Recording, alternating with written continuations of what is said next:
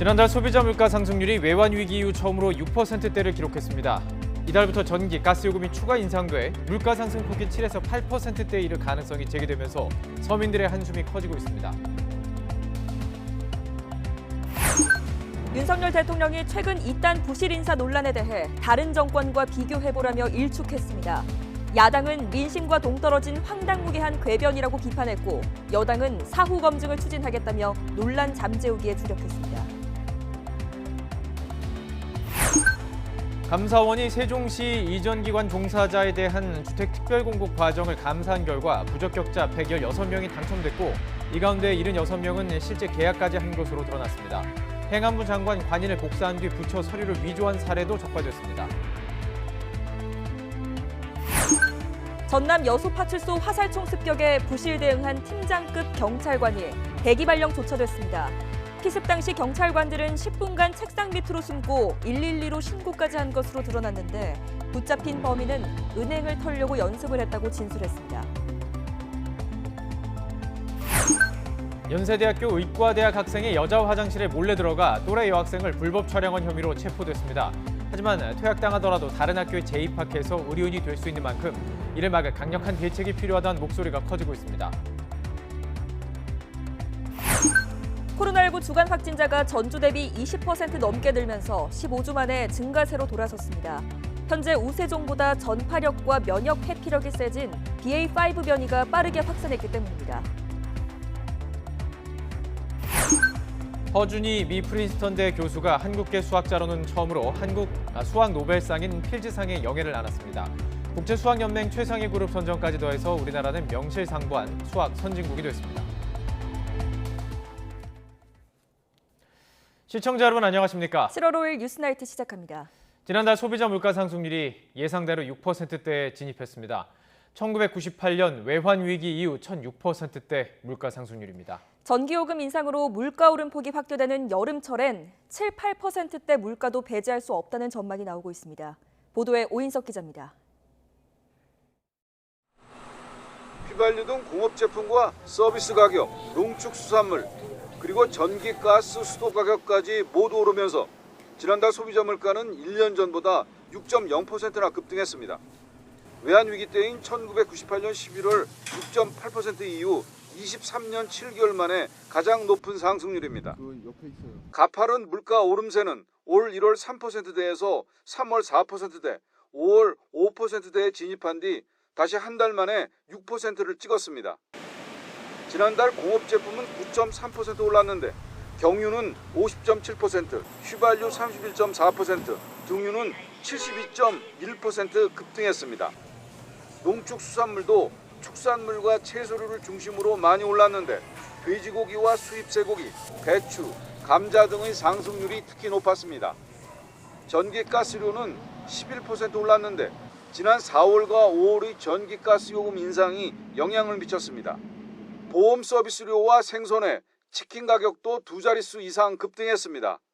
생활물가 지수는 전월에 비해 0.8% 상승하였고요. 전년 동월에 비해서는 7.4% 상승하였습니다. 식품 이해 물가는 전년 동월에 비해 7.2% 상승한 것으로 나타났습니다. 이달 1일부터 전기가스 요금이 추가로 올라 7월 이후 공공서비스 가격 상승이 예고되는 등 앞으로 물가는 더 상승할 가능성이 크다는 분석입니다. 통계청 관계자는 물가가 7에서 8%대까지 오를 가능성에 대해 지금처럼 높은 상승폭을 유지하면 배제할 수 없다고 밝혔습니다. 정부도 국제에너지, 곡물가 상승 영향으로 당분간 어려운 물가 여건이 지속할 것으로 보고 있습니다. 전월 대비 물가 상승률이 최근 추세를 유지할 경우 올해 연간 물가 상승률은 5%를 넘을 것으로 보입니다. 국제신용평가사인 S&P는 한국의 올해 물가 상승률 전망치를 5.0%로 제시했습니다. YTN 오인석입니다. 근로자는 오르지 않는 건 월급뿐이라며 답답해하고 장사하는 분들은 이런 물가 상승은 처음 본다고 말하고 있습니다. 고물가 상황을 온몸으로 체감하고 있는 시민들은 한숨을 내쉬고 있었습니다. 윤혜리 기자가 현장의 목소리를 들어봤습니다. 서울 왕십리에서 25년째 수제비 식당을 운영하는 이재희 씨는 더는 식자재 값을 감당하기 힘듭니다. 어려울 때 찾아준 단골을 생각해 3년 동안 가격 인상 없이 버텨왔지만 1년 전보다 한 달 재료값만 30% 넘게 뛰었습니다. 식용유 같은 경우는 한 3배 정도 올랐습니다. 저희들이 25년 동안 장사하면서 이런 물가 상승률은 처음입니다. 이게. 손님들도 가격에 민감할 수밖에 없습니다. 기본 이 메뉴판에서 가격이 올라가지고 스티커로 더 붙여져 있는 가격이 인상된 것도 되게 많이 있기도 하고 간단하게 보러 가려고 해도 기본 5만 원은 훌쩍 넘고 연료값이 급등하면서 직격탄을 입은 건 택시기사들입니다. 비교적 저렴했던 LPG 가스마저 1,100원대를 넘어서면서 손님은 그대로인데 수입만 쪼그라들었습니다. 그러니까 하루 총 수입의 3분의 1이 연료비로 나가고 있습니다. 생활비는 오르고 택시 수입은 줄어들고 그러니까 이게 어렵죠. 간단히 얘기하면. 우리 경제에 허리를 떠받치는 중소기업들은 고물가의 고금리, 고환율까지 겹치면서 삼중고를 겪고 있습니다. 이곳은 산업기계 부품을 납품하는 공장입니다. 최근 핵심 원자재인 주물용 고철 가격이 재작년보다 70% 넘게 오르면서 고스란히 제조 원가도 인상됐습니다. 이번 달 전기요금도 인상되면서 원가 절감은 더 힘든 숙제가 됐습니다. 물가는 계속 올라가니까 상당히 문제로 보이는 겁니다. 자체적으로 원가 절감을 통해 갖고 정말 힘들게 지금 꾸려가고 있는 상태입니다. 끝을 알 수 없는 고물가 시대에 서민 경제는 더 큰 고통을 겪고 있습니다. YTN 윤혜리입니다. 정부는 에너지 안보를 강화한 새로운 에너지 정책 방향을 발표했습니다. 특히 원전 비중을 오는 2030년까지 30% 이상 확대하면서 전 정부의 탈원전 정책을 사실상 폐기했습니다. 보도 이승윤 기자입니다. 정부가 20여 차례의 의견 수렴을 거친 새 정부 에너지 정책 방향을 내놨습니다. 우크라이나 사태 장기화로 인한 글로벌 에너지 공급망 불안 고조에 따른 에너지 안보 강화가 핵심입니다. 전력 생산에서 현재 27%인 원자력 발전 비중을 오는 2030년까지 30% 이상 확대하며 원전을 18기로 줄이려던 문재인 정부의 탈원전 정책을 대내외적으로 대체합니다. 특히 신한울 3, 4호기 건설 재개를 준비하고 2030년까지 원전 10기를 수출하는 한편 SMR, 즉 소형 모듈 원자로 개발을 추진해 원전 생태계의 활력을 복원한다는 계획입니다. 문재인 정부에선 2030년까지 20%로 늘릴 예정이던 재생에너지도 국내 산업 경쟁력보다는 중국산 태양광 수입만 키웠다는 지적에 따라 합리적으로 조정하기로 했습니다. 또 수소차와 연료전지, 수소선박, 수소터빈, 수전해 등 5대 수소 핵심 기술 자립을 추진합니다. 이렇게 원전과 재생, 수소에너지의 조화를 통해 현재 81.8%인 화석연료 수입 의존도를 2030년까지 60%로 줄인다는 방침입니다. 특히 자원안보 특별법을 제정해 국가자원안보 컨트롤타워를 구축하고 조기경보 시스템을 운영하기로 했습니다. 에너지와 자원의 전략 비축을 늘리고 공기업의 자원 확보 기능을 재정립하는 한편 민간의 해외 자원 개발 투자도 활성화한다는 계획입니다. 전력 요금은 총괄 원금 보상 원칙에 따라 원가와 연계해 설정한다는 방침입니다. 정부는 이 같은 내용의 새로운 에너지 정책 방향을 전력 수급 기본 계획과 국가 탄소 중립 녹색 성장 기본 계획 수립을 통해 구체화한다는 계획입니다. YTN 이승윤입니다. 심각한 경제 위기 속에 윤석열 대통령은 직접 현장에 나가 매주 비상경제 민생회의를 주재하겠다고 밝혔습니다. 공공부문은 허리띠를 졸라매도록 하고 정부 각종 위원회 규모를 대폭 줄이겠다는 방침도 내놨습니다. 박성영 기자가 보도합니다. 윤석열 대통령이 주재한 국무회의. 핵심 키워드는 최근 심각한 경제 문제였습니다.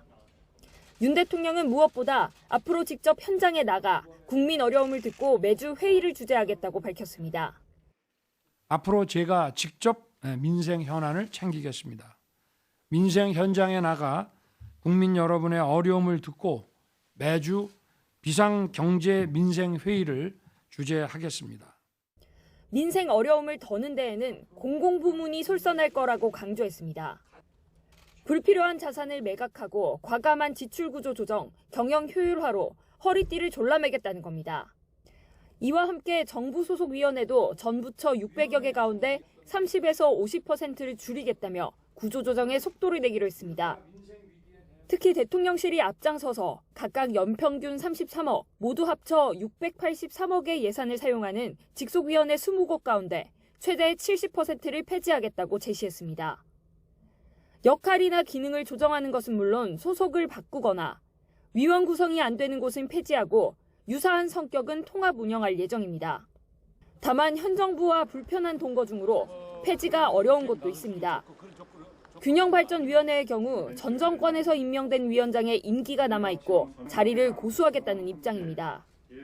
이와 관련해 대통령실 관계자는 대통령 직속의 경우 위원장이 있어서 폐지가 어려운 곳은 한 곳뿐이라고 말했습니다.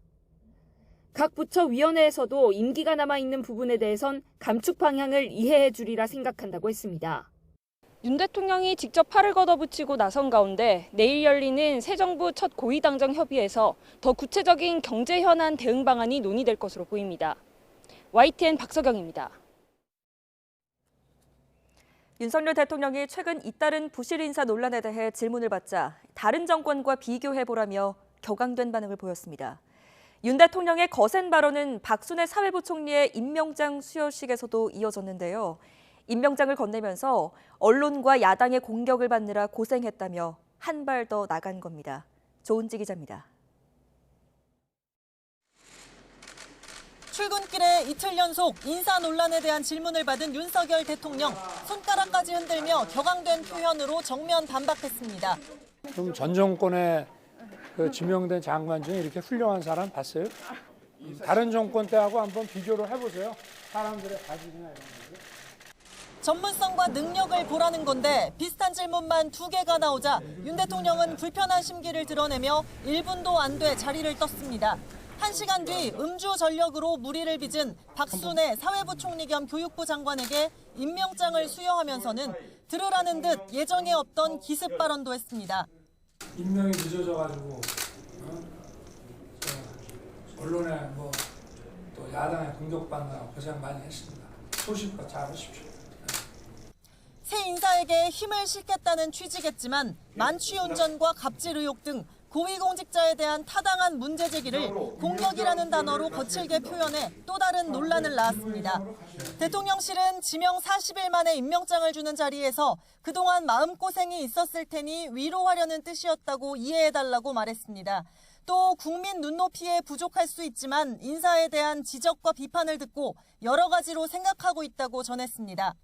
살얼음판 인사 논란 속에 윤 대통령은 정호영, 김승희 후보자가 연속으로 낙마한 복지부 수장부터 다시 지명해야 하는데 불패 신화인 의원 입각 등으로 선택지를 넓히는 방안도 거론되고 있습니다.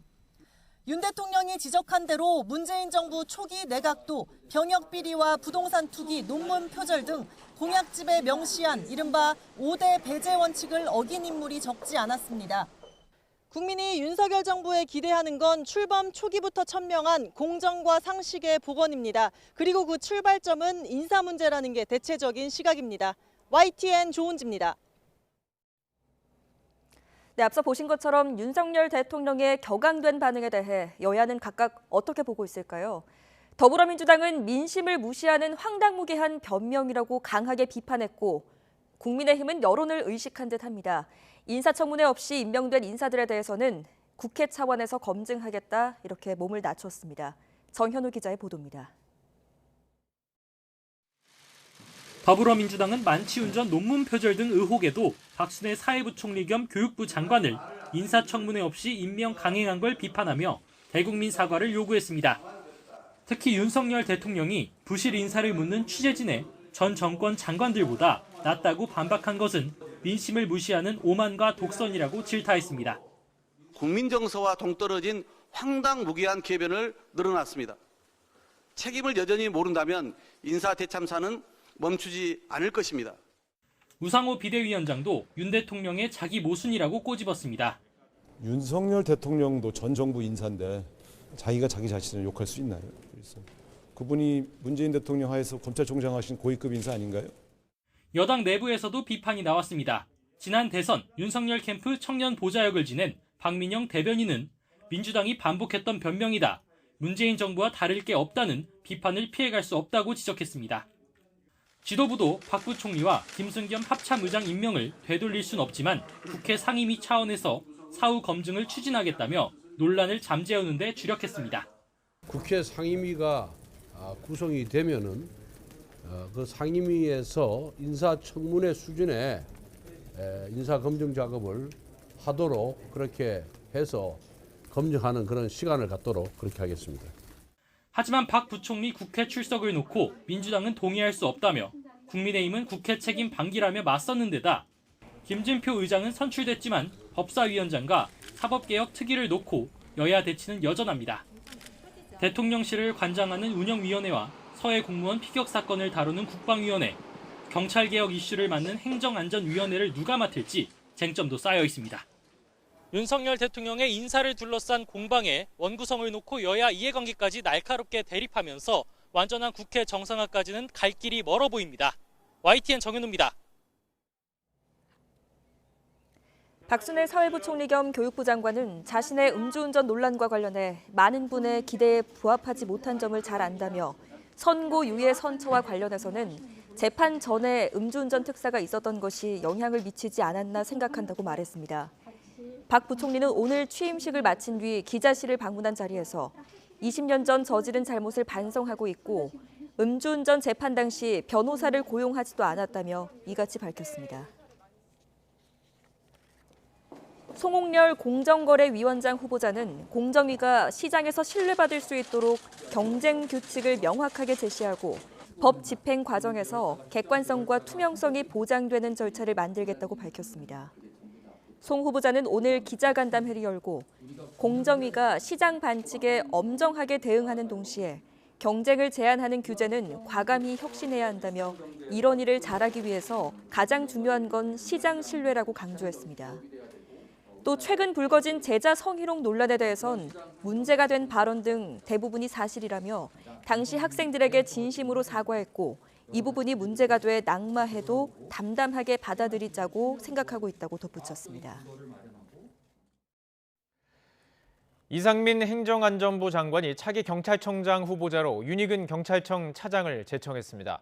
윤 후보자는 최근 정부의 경찰 통제 방안을 두고 내부 반발이 이어지는 상황에서 무거운 책임감을 느낀다고 밝혔는데 일선 경찰들의 거센 반발도 계속되고 있습니다. 송재인 기자의 보도입니다. 윤석열 정부 초대 치안총수로 제청된 윤익은 경찰청 차장. 경찰대 출신으로 초고속 승진을 거듭해 이 자리에 올랐는데 첫 관문인 국가경찰위원회 심의를 앞두고 무엇보다 마음이 무겁다고 밝혔습니다. 경찰에 대한 국민들의 기대와 우려가 그 어느 때보다 크고 엄중한 상황임을 잘 알고 있기에 무거운 책임감과 사명감을 느끼고 있습니다. 행정안전부의 경찰 통제 방안을 두고 경찰과 정부 사이 갈등이 격화하는 상황에서 임명 절차를 밟고 있기 때문입니다. 이상민 행안부 장관과의 사전 면담에 이어 경찰심의위원회의 심의 과정에서도 최대 쟁점은 역시 경찰 조직 운영 방안이었습니다. 일선의 목소리를 경청해 정부와 합리적인 협의 과정을 거치겠다고 다짐하긴 했지만 경찰의 권한과 역할이 민주적 통제하에 이루어져야 된다는 한 가지 가치, 그리고 경찰권 행사는 중립성과 책임성의 가치 또한 존중되어야 한다는 그 두 가지는 양립해야 한다는 부분에 대해서는 의견을 같이 했고 험로가 예상된다는 게 지배적인 분석입니다. 매일 3명의 릴레이 삭발에 이어 무기한 단식까지 경찰 통제에 대한 일선 경찰들의 공개 반발 움직임은 계속되고 있습니다. 외압에 의한 정치적 중립성 훼손이 불보듯 뻔하고 엄정한 법 집행과 인권 수호자로서의 정립된 경찰 문화에 역행하는 것이다. 게다가 경찰 지휘부의 적극적인 의사표명 요구 역시 들끓고 있던 상황. 경찰 수장으로서 경찰국 신설을 공식화한 현 정부와의 관계를 어떻게 설정할지 윤희근 후보자에게는 고된 시험대가 될 전망입니다. YTN 송재인입니다. 이상민 행정안전부 장관은 경찰국 신설에 대한 일선 경찰의 반발이 정치적이라고 강하게 비판했습니다. 또 경찰청장 후보군인 치안정감을 대폭 물갈이한 것은 전 정권과 연관이 되어 있기 때문이라고 직접 밝히기도 했습니다. 황윤태 기자의 보도입니다.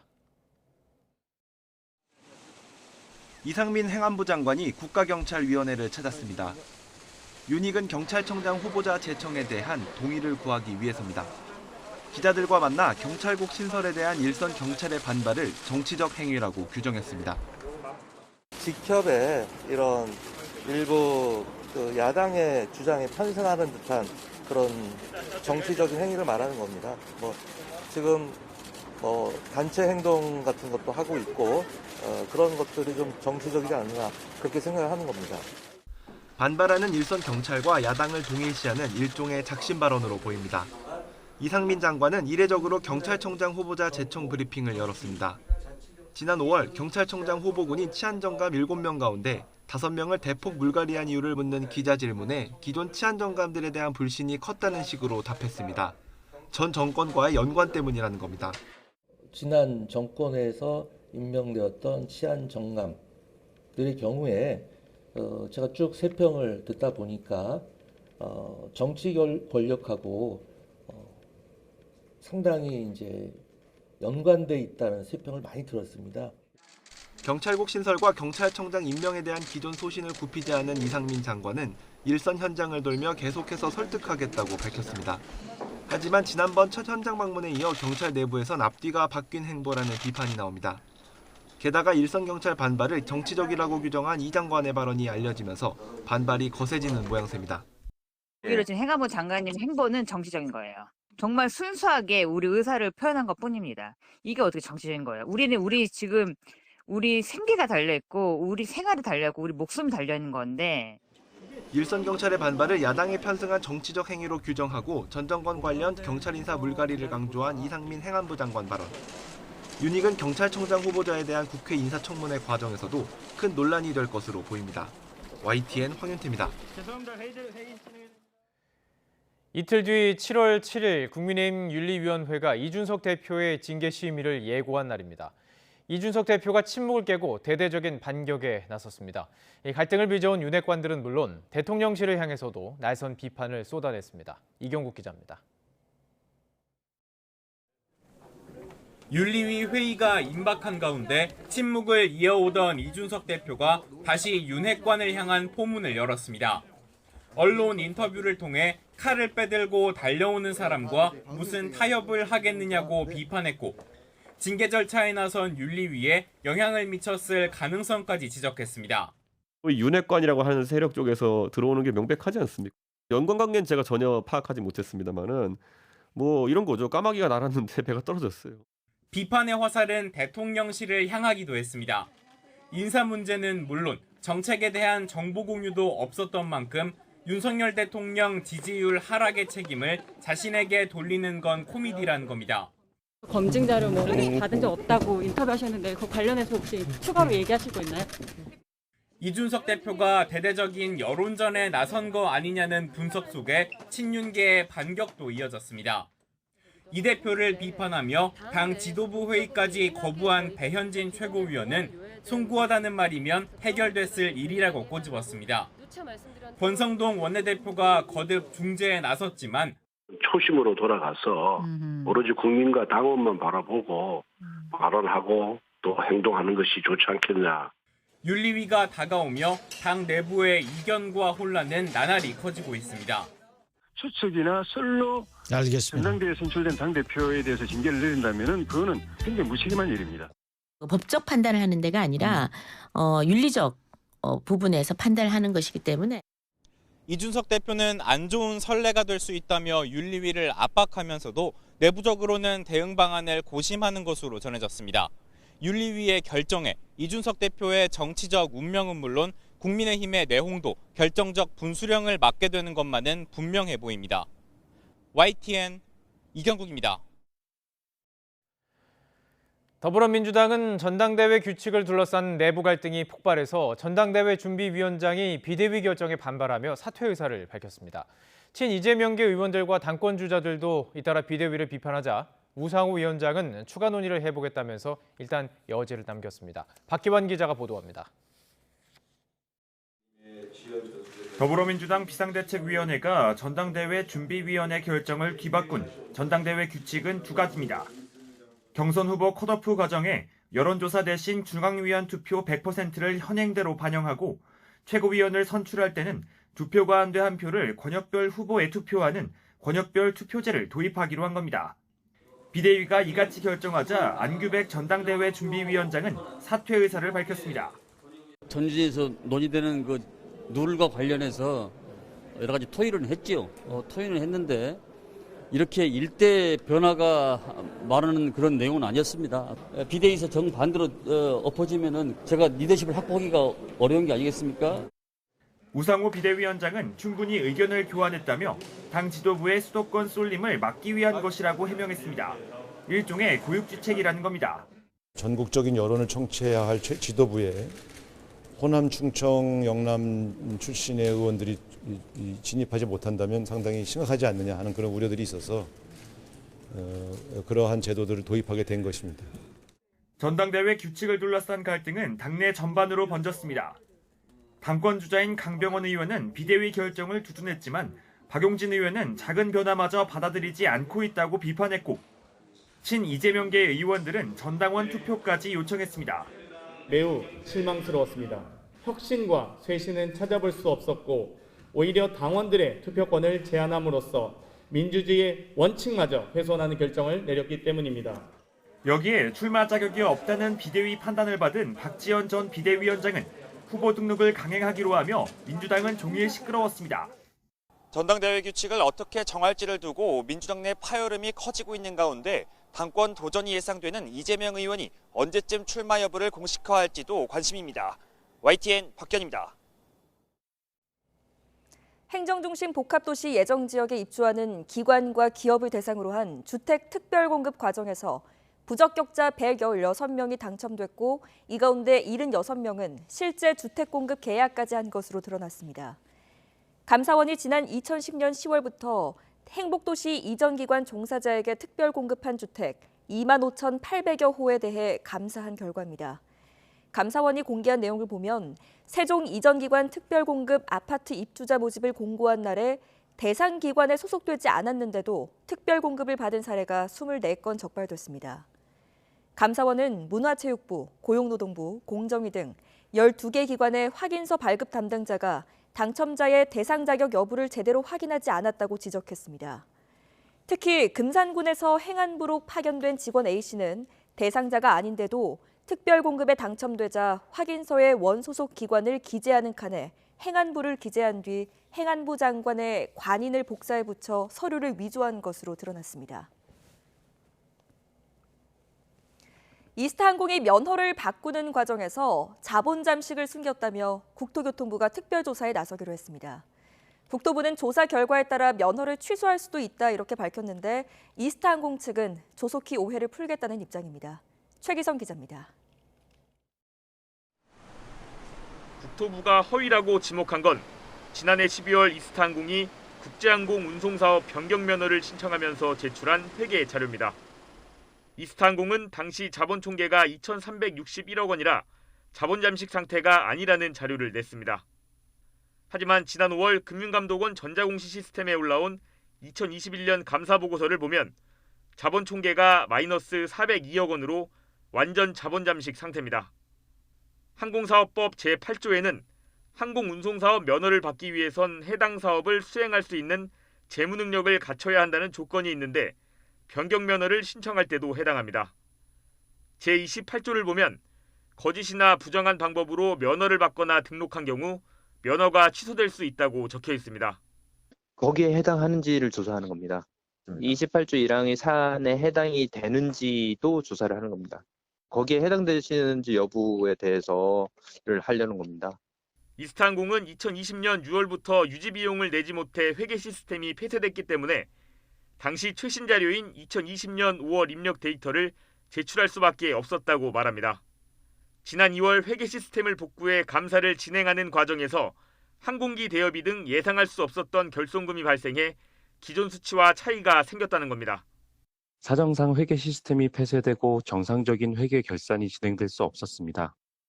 국토교통부에 이러한 사정 등을 충분히 소명하여 조속히 오해를 해소하도록 하겠습니다.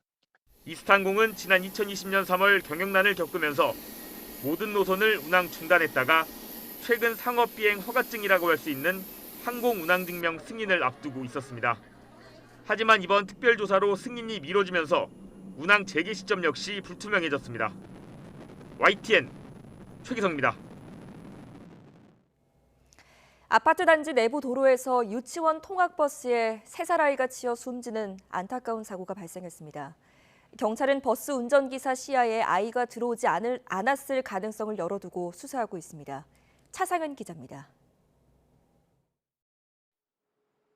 지난 4일 아침 부산의 한 아파트 단지에서 아이가 유치원 통학버스에 치였다는 신고가 119에 들어왔습니다.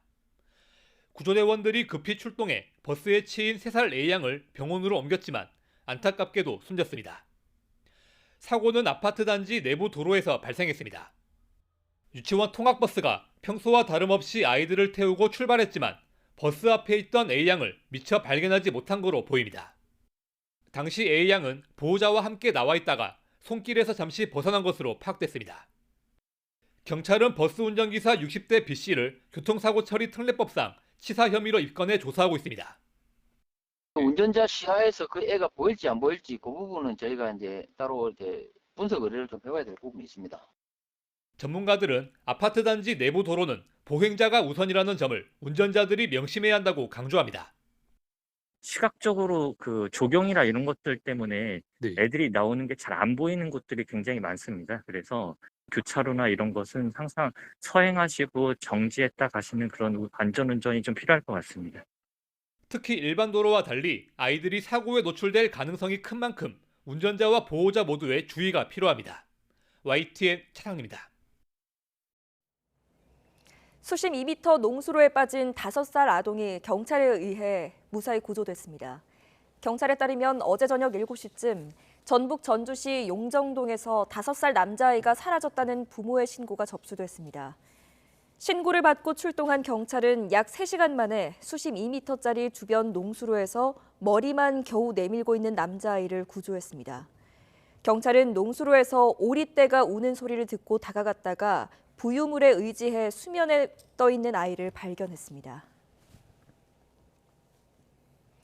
가출한 청소년들이 모여 원룸이나 모텔 등을 빌려 생활하는 걸 이른바 가출팸이라고 하는데요.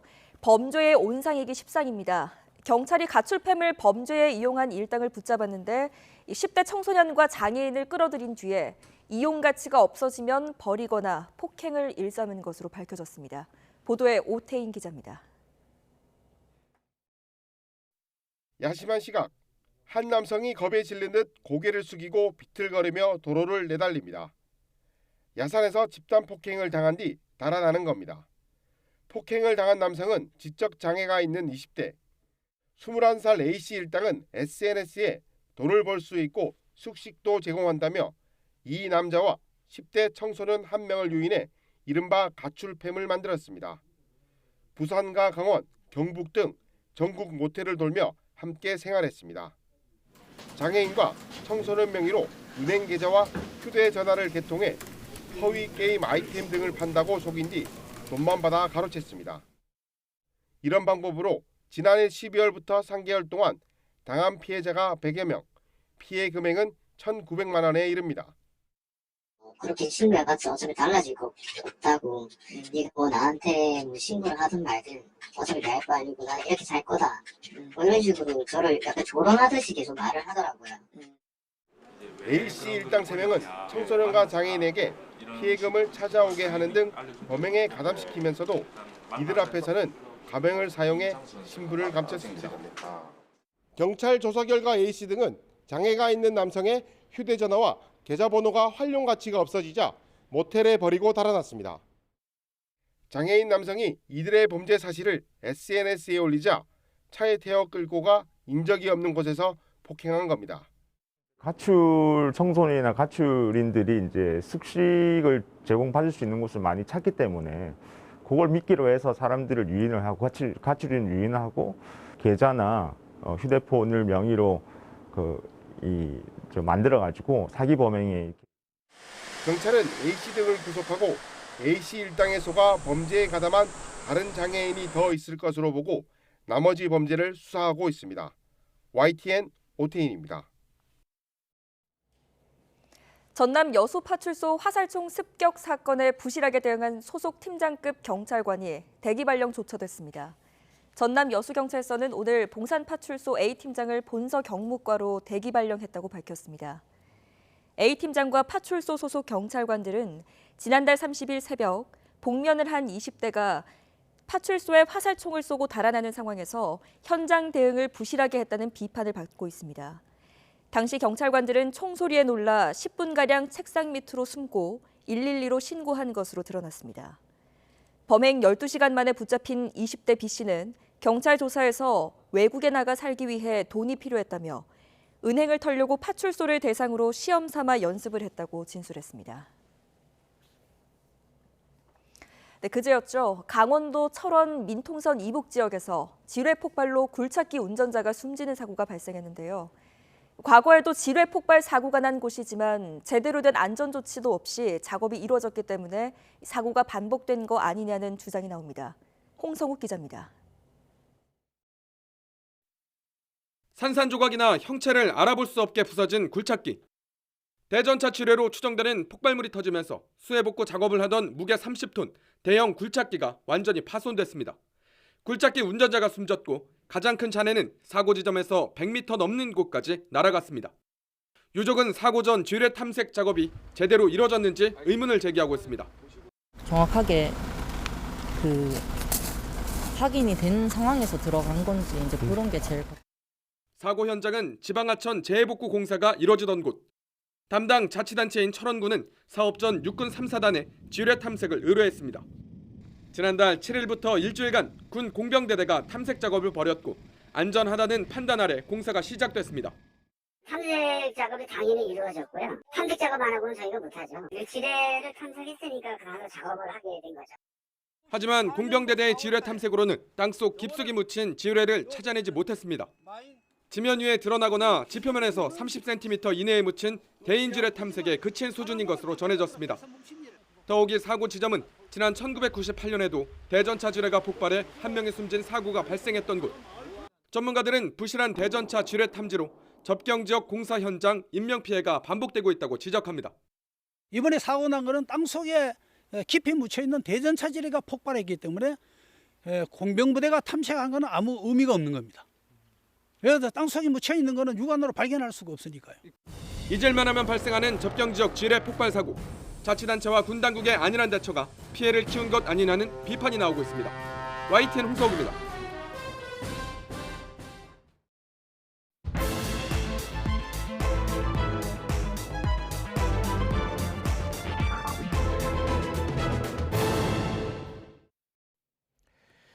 최근 계속되는 부실 인사 논란에 대해서 윤석열 대통령은 전 정권과 비교해서 장관 자질이 떨어지지 않는다 이렇게 반박했습니다. 민주당에서는 전당대회 규칙을 둘러싼 갈등이 확산하고 있고 국민의힘에서는 윤리위를 앞두고 긴장감이 감돌고 있습니다. 나이트 포커스 오늘은 이종훈 정치평론가, 최진봉 성공회대 교수와 함께 관련 소식들 짚어보겠습니다. 어서 오십시오. 안녕하세요. 예. 자, 먼저 오늘 아침 출근길 윤석열 대통령 부실 인사 논란을 일축하면서 전 정권 장관 중에 뭐 훌륭한 사람을 본 적이 있느냐 이렇게 말했습니다. 혹시 뭐 본 적 있는지 궁금한데요. 본 적 있죠. 예. 네. 그리고 뭐 적잖이 있었다 이렇게 봐야 되겠죠. 예. 그러니까 과거 정부에서도 인사를 물론 이제 여러 가지 논란이 그 동안에도 상당히 많이 있긴 했습니다만 이 논리대로라면 지난 정부에서 이루어졌던 또는 뭐 그 전 정부까지 다 포함해서 인사는 전부 다 좀 엉터리였다는 얘기밖에 안 되는 거고 과거에 장관하셨던 분들은 다 하자가 있는 분들이었던 것처럼 이렇게 지금 받아들여질 우려가 좀 있는 거죠. 예. 문재인 정부에서도 인사 검증 논란이 굉장히 많았습니다. 그리고 임명 강행 사례도 굉장히 많았던 것이고 그 바람에 사실은 또 문재인 대통령이 또 인기가 많이 떨어졌던 그런 측면도 분명히 이제 존재하는데, 그렇다고 해서 문재인 정부에서 임명한 모든 인사가 다 문제가 있었냐, 그건 또 아니거든요. 그래서 제가 보건대는 윤 대통령이 약간 좀 그 과민 반응을 좀 보이시는 게 아닌가 싶어요. 그러니까 본인은 이제 물론 확신이 있으니까 이런 이제 인물들을 선택을 했을 거다라고 생각을 합니다. 본인의 눈높이인 거죠. 그런데 또 국민의 눈높이라고 하는 게 또 있는 거 아니겠습니까? 네네. 그래서 그 사이에 뭐 어느 정도는 괴리가 있을 수 있는 건데 지금 괴리가 굉장히 크거든요. 그런데 이 경우에 그러면 어떻게 해야 되느냐는 거죠. 국민이 그러면 윤석열 대통령의 눈높이, 윤석열 대통령의 기준에 맞춰야 되느냐 하는 겁니다.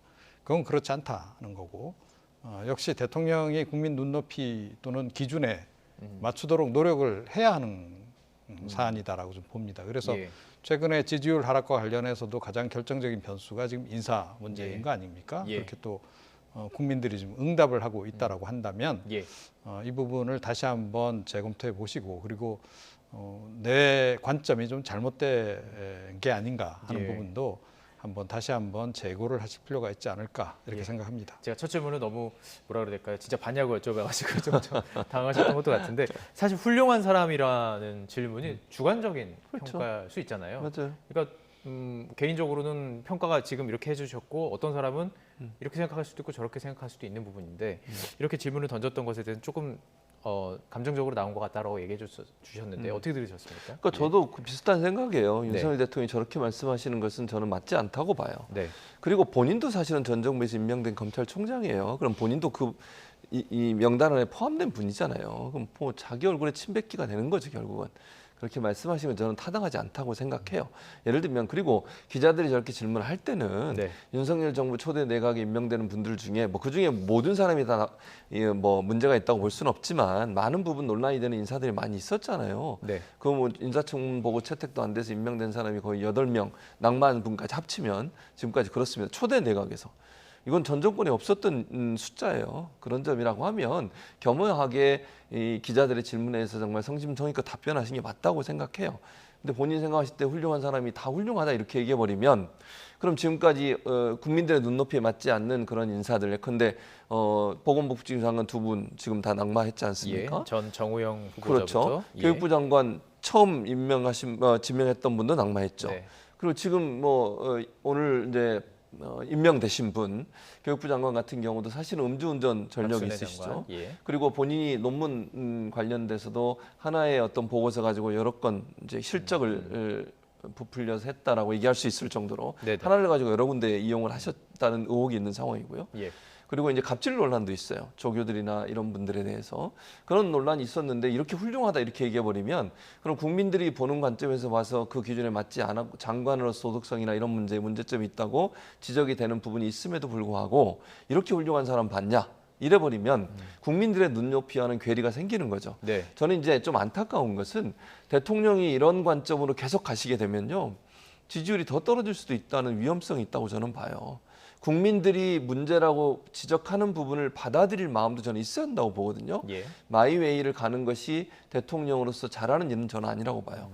국민의 의지와 국민의 생각을 잘 수렴해서 그것이 정책에 발현될 수 있도록 하는 그런 자세가 필요한 상황이 아닌가 이런 생각이 듭니다. 소통을 강조하기 때문에, 소통은 말을 하기도 하지만 듣는 것도 중요하기 때문에 분명히 잘 들을 수 있을 것이라는 기대가 있습니다. 그리고 이 소통의 하나의 일부분으로 도어 스태핑, 약식 기자회견, 약식 회견이라고도 좀 표현을 하는 것 같은데요. 그 과정 속에서 했던 이야기들이 조금씩 논란이 되고 있는데요. 저희가 좀 이야기를 모아봤습니다. 함께 모아서 듣고 계속 이야기를 나눠가죠.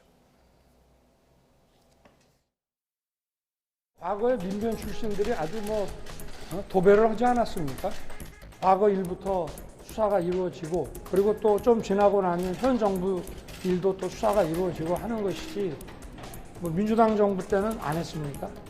전문성과 역량이 저는 가장 중요하다고 보고, 우리 정부에서는 그런 점에서는 빈틈없이 사람을 발탁했다고 저는 자부하고, 전 정부에 비교할 바는 아니라고 생각합니다. 전 정권에 지명된 장관 중에 이렇게 훌륭한 사람 봤어요? 또 다른 질문. 대통령님, 지금 이 반복되는 문제들이 보다 사전에 충분히 검증 가능한 것들이 많았거든요. 다른 정권 때하고 한번 비교를 해보세요. 사람들의 가질이나 이런 것들. 자, 이 부분은 이제 질문 드려야 될 것 같습니다. 저희들이 이제 전 정부와 비교하는 내용들을 좀 모아봤는데 국민들의 기준이 무엇일까? 라는 이제 많은 전문가들이 이야기를 하더라고요. 국민들은 상대 평가를 하려는 것이 아니다. 이 정부에 대해서 절대 평가를 하려는 것이 아니냐 이런 얘기도 있고요. 어떻게 보십니까? 뭐 그래도 상대 평가를 하긴 하죠. 네.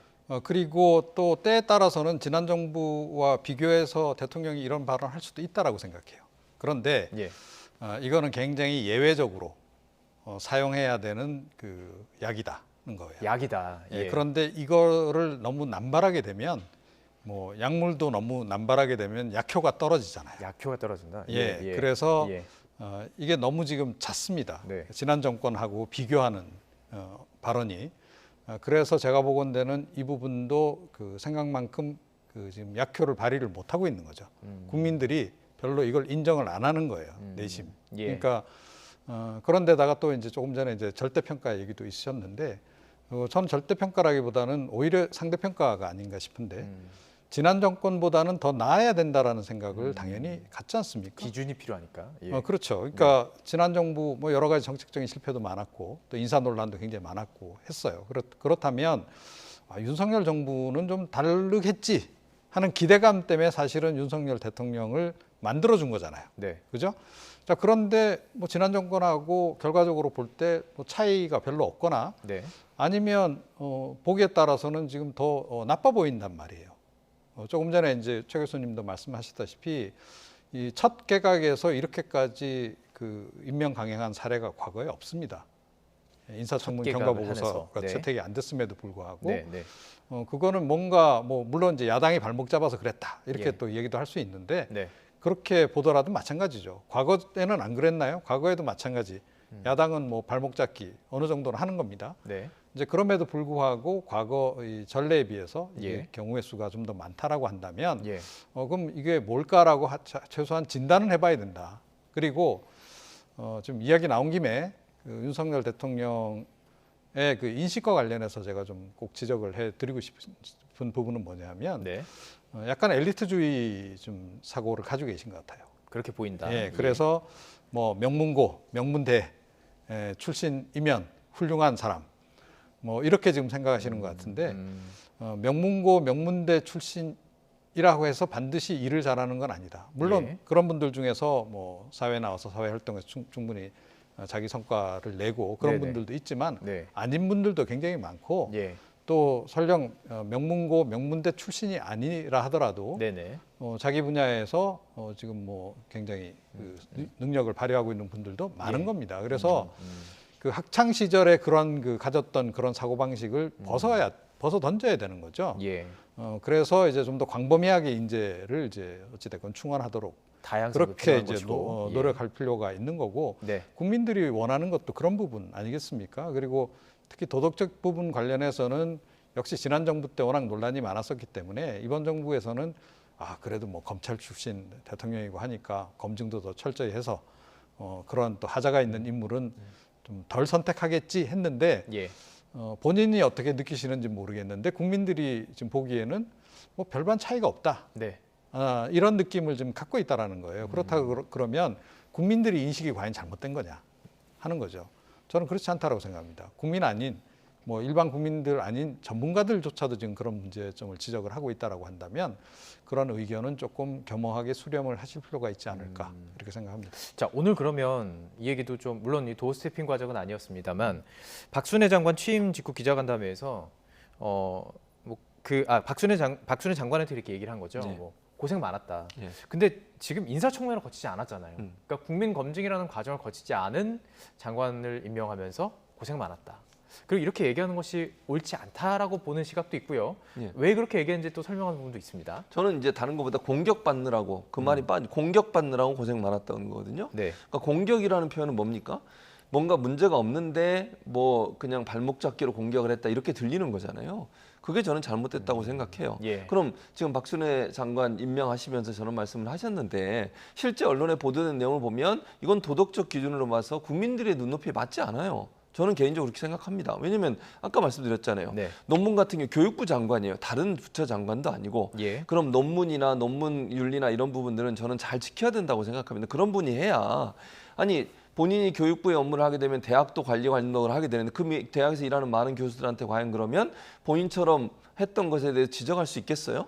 예를 들어서 예를 들면 하나의 연구 보고서를 가지고 논문 또 다른 데 내시고 그걸 또 다른 데 내고 이렇게 하는 것이 과연 맞는 것인지 그럼 물론 의혹 수준에서 끝나고 검증이 안 됐지만 그런 부분도 저는 문제라고 보고 음주운전에 대해서 국민들이 얼마나 분노하고 있겠습니까? 근데 공격받았다 이렇게 표현하시면 저는 안 돼요. 그거는 정말 국민들의 눈높이와 맞지 않는 말씀을 하신 거라고 저는 생각해요. 이거는 국민들이나 언론 입장에서는 충분히 문제 삼을 수 있는 그것도 장관 후보자로서 그리고 갑질 문제도 그렇고요. 그런 문제들이 있었음에도 불구하고 야당과 언론의 공격을 받느라 고생했다고 얘기해버리면 지금 뭐 별 문제도 없는 걸 가지고 언론이나 그다음에 야당이 트집을 잡았다 이렇게 들릴 수 있는 거잖아요. 대통령이 저렇게 말씀하시면 저는 그거는 정말 국민의 민심과 다른 방향으로 가고 있다라고 볼 수밖에 없어요. 그래서 임명장 수여하는 과정에서 말씀하신 그 말씀도 저는 맞지 않다. 이거는 잘못된 건 잘못된 거고 지금 인사청문회도 없이 지금 임명이 돼버렸는데 제가 볼 때 여론도 상당히 안 좋아질 거라고 저는 봅니다. 이런 여러 가지 문제가 있음에도 불구하고 그냥 임명을 강행하는 부분은 대통령에 대해서 국민들이 많이 실망할 부분이 되지 않을까 그렇게 생각을 합니다. 또 인사청문회가 없었기 때문에 한편으로 보면은 수비를 할 수 있는 충분한 시간도 없었어요. 사실은 소명할 수 있는 기회들도 없었고 뭐 오늘 짧게 이제 기자간담회에서 뭐 얘기를 했던 것 같습니다. 뭐 그 기소유예됐던 부분들에 대해서도 선고유예됐던 부분에 대해서도 아마도 그 전에 이제 사면이 있었기 때문이라고 얘기했던 부분도 있는 것 같은데요. 자 그러다 보니까 자 이런 이제 발언들에 대해서 여당 내에서도 지금 비판이 나오고 있는 게 사실입니다. 청년 그 대변인 출신이 그 SNS에 올린 글에서도 보면 상당히 강도 높은 비판을 했던 것으로 보여요. 자 그렇다면 도어 스태핑이라는 표현을 쓰겠습니다. 도어 스태핑 과정에서 어쩌면 정제되지 않은 이런 어떤 대화를 하는 부분들 이 부분에 대해서도 지금 비판하는 목소리도 있고 다시 한번 생각해봐야 되지 않느냐 이런 목소리도 나오던데요. 어떻게 생각하십니까? 뭐 제가 느끼는 것은 여전히 정무적 그 감각은 확실히 좀 떨어지신다 이런 생각을 많이 해요. 그러니까 흔히 하는 얘기로 그러니까 립 서비스조차도 지금 없거든요. 그런데 립 서비스 때에 따라서는 하셔야 됩니다. 그러니까 논란을 피해갈 수 있는 어떤 부분들. 네, 그렇습니다. 그래서 예를 들어 인사 관련해서 이제 논란이 지금 있고 인사 문제 때문에 뭐 여론조사 결과 국정수행 지지율이 떨어진다 한다면 국민들의 의견을 겸허히 좀 수렴하도록 노력하겠습니다. 이 발언 하나면 될 일이잖아요. 그런데 뭐 이제까지 이렇게 훌륭한 분들 봤느냐는 식으로 이거는 이거 여론이 여기에 대해서 어떤 반응을 보일지에 대한 그 이후 상황에 대한 고려 내지는 생각이 그렇게까지 별로 없다라는 걸 의미를 한다라고 저는 봐요. 그러니까 지금 국민들이 가장 지금 싫어하는 게 뭔지는 우리가 잘 알고 있지 않습니까? 그러니까 국민하고 맞서려고 하면 우리 국민들은 절대 그냥 넘어가지 않습니다. 거기에 대해서 반드시 철퇴를 내리려고 한다는 거죠. 그런데 과거 대통령들 중에도 사실은 그랬던 분들 없잖아 있잖아요. 그리고 또 그런 행동을 보임으로 해서 또 굉장히 또 화를 자초했던 그런 경우도 많습니다. 그런데 윤석열 대통령이 지금 너무 빨리 저런 그 인식을 좀 노출을 하고 있는데 그것도 너무 가감 없이 이렇게 나오고 있다. 그래서 대통령의 생각이 지금 어떻게 흐르고 있는 건가를 읽을 수 있는 그런 장점은 확실히 있는 것 같아요. 그렇죠. 투명하게. 그러니까 뭐 이 양반이 여기 대해서 굉장히 화가 나 있구나. 내지는 뭐 국민에조차도 굉장히 불만이구나. 이런 건 알겠는데 그럼에도 불구하고 어찌됐건 국정을 책임지고 있는 입장에서 전체 국민을 상대로 내가 하는 사람이다라고 하는 것을 늘 좀 염두에 두셔야 된다라고 생각해요. 그래서 민심에 대해서 좀 민감하게 반응을 하고 또 그 민심에 대해서는 적어도 언제든지 겸허하게 수용하는 그런 자세를 좀 일관성 있게 좀 보여줄 필요가 있지 않을까 이렇게 생각을 합니다. 자, 대통령실에서도 논란이 된 발언에 대해서 직접 해명에 나섰어요. 인사자부분에 대해서 비판 잘 듣고 있다. 그리고 이제 관련된 발언 조금 전에 얘기했던 그 공격에 대한 부분에 대해서도 박순애 장관에 대해서 좀 위로하는 뜻이니까 이해해달라. 근데 이런 식으로 대통령실에서 이제 후속으로 좀 설명하는 것들이 계속 나오고 있어요. 그렇죠. 그러니까 그것도 문제라고 저는 생각해요. 그러니까 대통령께서 어떤 말씀을 하고 나면 그걸 이제 대통령실에서 다시 해명을 해야 되는 상황이 계속 반복되는 거 이게 문제라는 거예요. 그러니까 아까 말씀하신 건 정무적 판단이 안 되는 거잖아요. 지금 대통령이 물론 본인의 스타일이라고 생각해서 그렇게 하시는 것 같은데 그거는 대통령의 자리에 있어서는 그 스타일이라도 문제가 된다면 바꿔야 된다고 저는 봐요. 이게 일반 사인이 아니잖아요. 아니 또 검찰총장의 입장이 아니잖아요. 이제 일국의 대통령이 되셨어요. 그 말의 무게감이 하나하나가 국민들에게 어떤 영향을 미칠지를 고민하셔야 된다고 저는 보고 그런 차원에서 본다고 하면 정무적 판단이 반드시 들어간 발언을 해야 돼요. 근데 그냥 본인은 생각나는 대로 말씀해 버리고 그게 나중에 논란이 되면 대통령실에서 해명하고 이게 반복이 되면 대통령의 말에 권위가 쓰겠습니까? 그러면 나중에 해석이 필요한 말이 들리지 않겠어요? 아침에 출근할 때 하신 말씀하고 나중에 논란이 되면 대통령실에서 그것도 해석해서 해명하고 이게 계속 반복돼 보세요. 그럼 어떻게 되겠습니까? 말에 권위가 안 서요 그러면. 그리고 대통령의 말 실수에 대해서 예컨대 비판적 입장이 더 커질 수밖에 없는 상황이다. 저는 도어 스태핑을 계속 하시겠다고 하면 말할 때 정말 절제되게 말해야 되고 두 번째는 정무적 판단이 반드시 들어가야 된다. 대통령이라는 자리가 갖고 있는 무게감을 생각하신다고 하면 그냥 평소에 하셨던 스타일을 계속 고수한다라고 하는 것은 바람직하지 않다고 생각합니다. 조금 더 시간이 길면 어떨까라는 생각도 들어요. 그러니까 이걸 전체를 다 맥락도 좀 들어볼 수가 있고 근데 워낙 짧은 시간에 말 그대로 그 약식이다 보니까 어떤 안에 가지고 있는 배경이라든지 생각이라든지 들을 수 있는 기회도 없고 기자들도 더 질문할 수 있는 기회가 없기 때문에 지금 굉장히 중요한 지적을 하셨는데요. 그러니까 지금 도어 스태핑만 하고 계시거든요. 그런데 사실은 좀 기자회견 좀 더 자주 가질 필요가 있다라고 저는 봐요. 그러니까 적어도 한 달에 한 번, 아니면 가능하면 사실은 일주일에 한 번 정도는 지금 이 대통령실에 기자실 있잖아요. 그래서 보통 우리가 미국 대통령 하듯이 좀 했으면 좋겠다 이런 얘기 많이 하는데 그렇게라도 좀 설명을 좀 추가적으로 한다면 또 조금 오해가 풀릴 수도 있다. 그러니까 이런 스타일이구나를 알면은 바로 또 그렇죠. 이해될 수 있는 측면이 좀 있는 거기 때문에 그렇게 생각합니다. 알겠습니다. 자 이제 주제를 좀 바꿔서 각 당의 상황들을 조금 짚어봐야 될 것 같습니다. 먼저 민주당을 좀 짚어보도록 하겠습니다. 왜냐하면 어제 또 국민의힘을 짚어봤기 때문에요. 자 민주당은 일단 지금 그 전대 룰을 만드는 게 지금 굉장히 중요한 이슈가 됐습니다. 여기서 이제 복잡합니다. 이제 몇 퍼센트를 주어서 경선을 올라가고 한 번 경선을 컷백을 그러니까 쉽게 말하면 대표가 되겠다 많은 사람들이 나오니까 이 중에서 사람들을 어느 정도는 이제 걸러내야 되는 부분이 있어요. 여기서 경선 룰을 가지고 지금 말이 많은 거예요. 근데 지금 이것을 그냥 단순히 보는 것이 아니라 이거 개파갈등이다 이렇게 보는 거잖아요. 그렇게 보는 부분이 있죠. 일단 두 가지 경선, 예비 경선, 본경선이 있는데 본경선 문제는 문제가 없어요. 본경선 문제는 해결이 됐습니다, 지금. 근데 문제는 예비 경선 컷오프를 시키는 상황인데요. 그 후보 컷오프의 기준을 만드는 과정에 지금 논란이 된 거예요. 그러니까 원래 전준희 전당대회 준비위원회에서는 원래 이게 어떻게 돼 있으면 중앙위원이 100% 컷오프를 하도록 돼 있었습니다. 중앙위원이 국회의원, 당협위원장 다 모인 거죠. 시도지사들, 민주당 출신 이런 분들이 다 모여 있는 것인데 거기서 원래 하기로 돼 있었어요. 현행이. 그걸 전당대회 준비위원회에서는 국민 여론을 좀 반영하자. 왜냐하면 중앙위원이라고 하는 게 오랫동안 이제 당에서 일했던 분들이라 아무래도 당의 개파 영향을 받을 수밖에 없는 상황이고 이런 부분들을 희석시키기 위해서 일반 여론조사를 좀 집어넣자. 그래서 전준위에서 그런 안을 만들어 가지고 올린 거예요. 근데 비대위에서 그거를 바꿔버렸어요. 다시 그러니까 원래대로 중앙위원 100% 현행대로 하겠다라고 얘기를 했고 또 하나 논란이 되는 게 최고위원의 선출 방식입니다. 대표하고 최고위원을 분리해서 선출하는데 1인 2표제가 현행이에요. 근데 그거를 1인 2표제는 하되 하나 표는 권역별 투표를 해라. 무조건 자기가 속해 있는 권역에 가는 그렇죠. 거예요. 그 권역에 나온 후보에 한해서만 투표를 하게 돼 있는 거예요. 그렇게 해야 이제 많이 못 나온 데가 된다는 거죠. 예를 들면 4개 권역으로 나눴거든요. 호남, 제주를 하나로 묶었고 서울 수도권을 하나로 묶었고 그다음에 충청하고 강원을 하나로 묶었고 이렇게 묶어서 이제 경상도 지역하고요. 그렇게 4개 권역으로 나눠서 한 표는 전국 단위로 하고 한 표는 권역별 투표를 해라라고 하는 것인데 이 두 가지 때문에 지금 논란이 되고 있는 상황이고요. 현재는 이제 그 당원들은 사실 이거 전당대회 준비위원회 안으로 가자라고 주장을 하고 있고 비대위는 그대로 할 수 없다라고 얘기를 하고 있어서 내일 당무위원회가 열리거든요. 거기서 최종 결정을 할 것으로 예상이 됩니다. 자.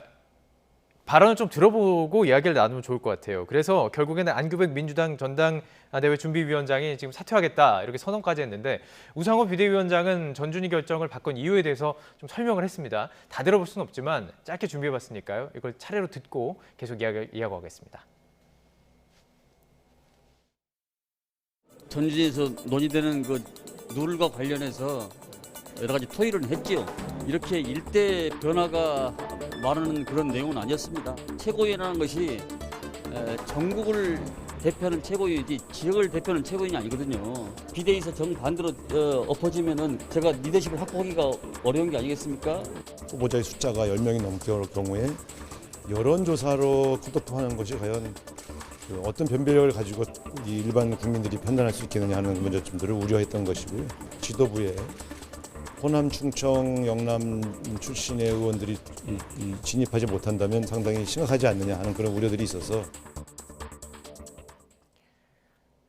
이 명분을 딱 보면 그러니까 이제 전준희는 국민 여론을 당연히 반영을 해야 된다. 지금 본선 룰도 국민 여론조사를 늘린 것 아니냐. 그래서 이 지금 명분이 있는 것이고 비대위원장 측에서는 명분이 뭐냐면 그러면 우리 지역을 어떻게 지금 반영을 할 것이냐. 이게 굉장히 중요하다. 이런 명분이지만 사실 그 안에는 이재명 의원을 둘러싼 개파 갈등 아니냐 이렇게 보는 거거든요. 이게 어떻게 네. 그렇게 보는 건지 좀 설명 부탁드릴게요. 결국은 친명 대 반명 간의 네. 이제 개파 갈등이 이제 이번 룰 부분에도 이제 반영이 된 거 아닌가. 예.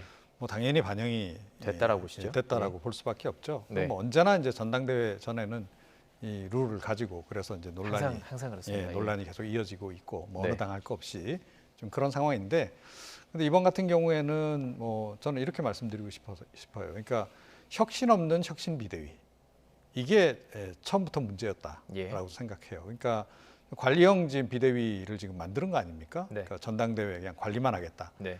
그러니까 일단은 좀 위험한 그 선택을 하려고 하지는 않고 예. 그러니까 변화를 거부하는 거죠. 간단하게 얘기해서. 뭔가 변화가 있는 부분에 대해서 그런 선택을 하는 것을 굉장히 주저하는 예. 그런 상황. 거기에 이제 조금 전에 말씀하셨듯이 개파들의 눈치는 또 적당히 좀 봐야 되는 이제 이런 그 상황이 지금 여실히 지금 여기 나타나는 거다라고 생각해요. 예. 그러니까 물론 이번에 전당대회 준비위원회에서 만든 그 안이 최선의 아니다 뭐 이렇게 이야기할 수는 없겠죠. 네. 그럼에도 불구하고 지향성은 분명했어요.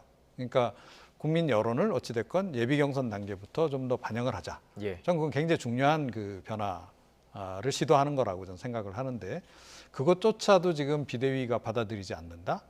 이거는 좀 심각하다라고 생각합니다. 그러니까 이게 단순히 이제 비대위의 문제에서 끝나는 게 아니고 큰 틀에서 보면 민주당이 변화를 거부하고 있다는 얘기나 다름없는 거거든요. 국민의힘은 어떻습니까? 국민의힘은 본선일 때 50대 50 과거를 보면 그렇죠. 네, 그렇죠. 그리고 근데 예. 어찌됐건 국민의힘은 최근에 그러니까 이 경선 과정에서 네. 가능한 한 국민 여론조사를 많이 반영하는 쪽으로 움직였고 이게 실제로 당원조사가 아니라 그냥 일반 국민 여론조사잖아요. 그렇죠. 예. 그리고 100% 일반 국민 여론조사로 예. 후보를 최종 결정하는 그런 선택도 한단 말이에요. 예. 상당히 리스크가 좀 있죠. 그래서 네, 네. 역선택 우려도 있지만 어찌됐건 변화를 하기 위해서 그런 시도까지 한다는 겁니다. 국민의힘은 보수 정당이 그러고 있는데 진보 정당이 이런 부분에 대해서 좀 제가 보건대는 더 과감해야 되는데 예.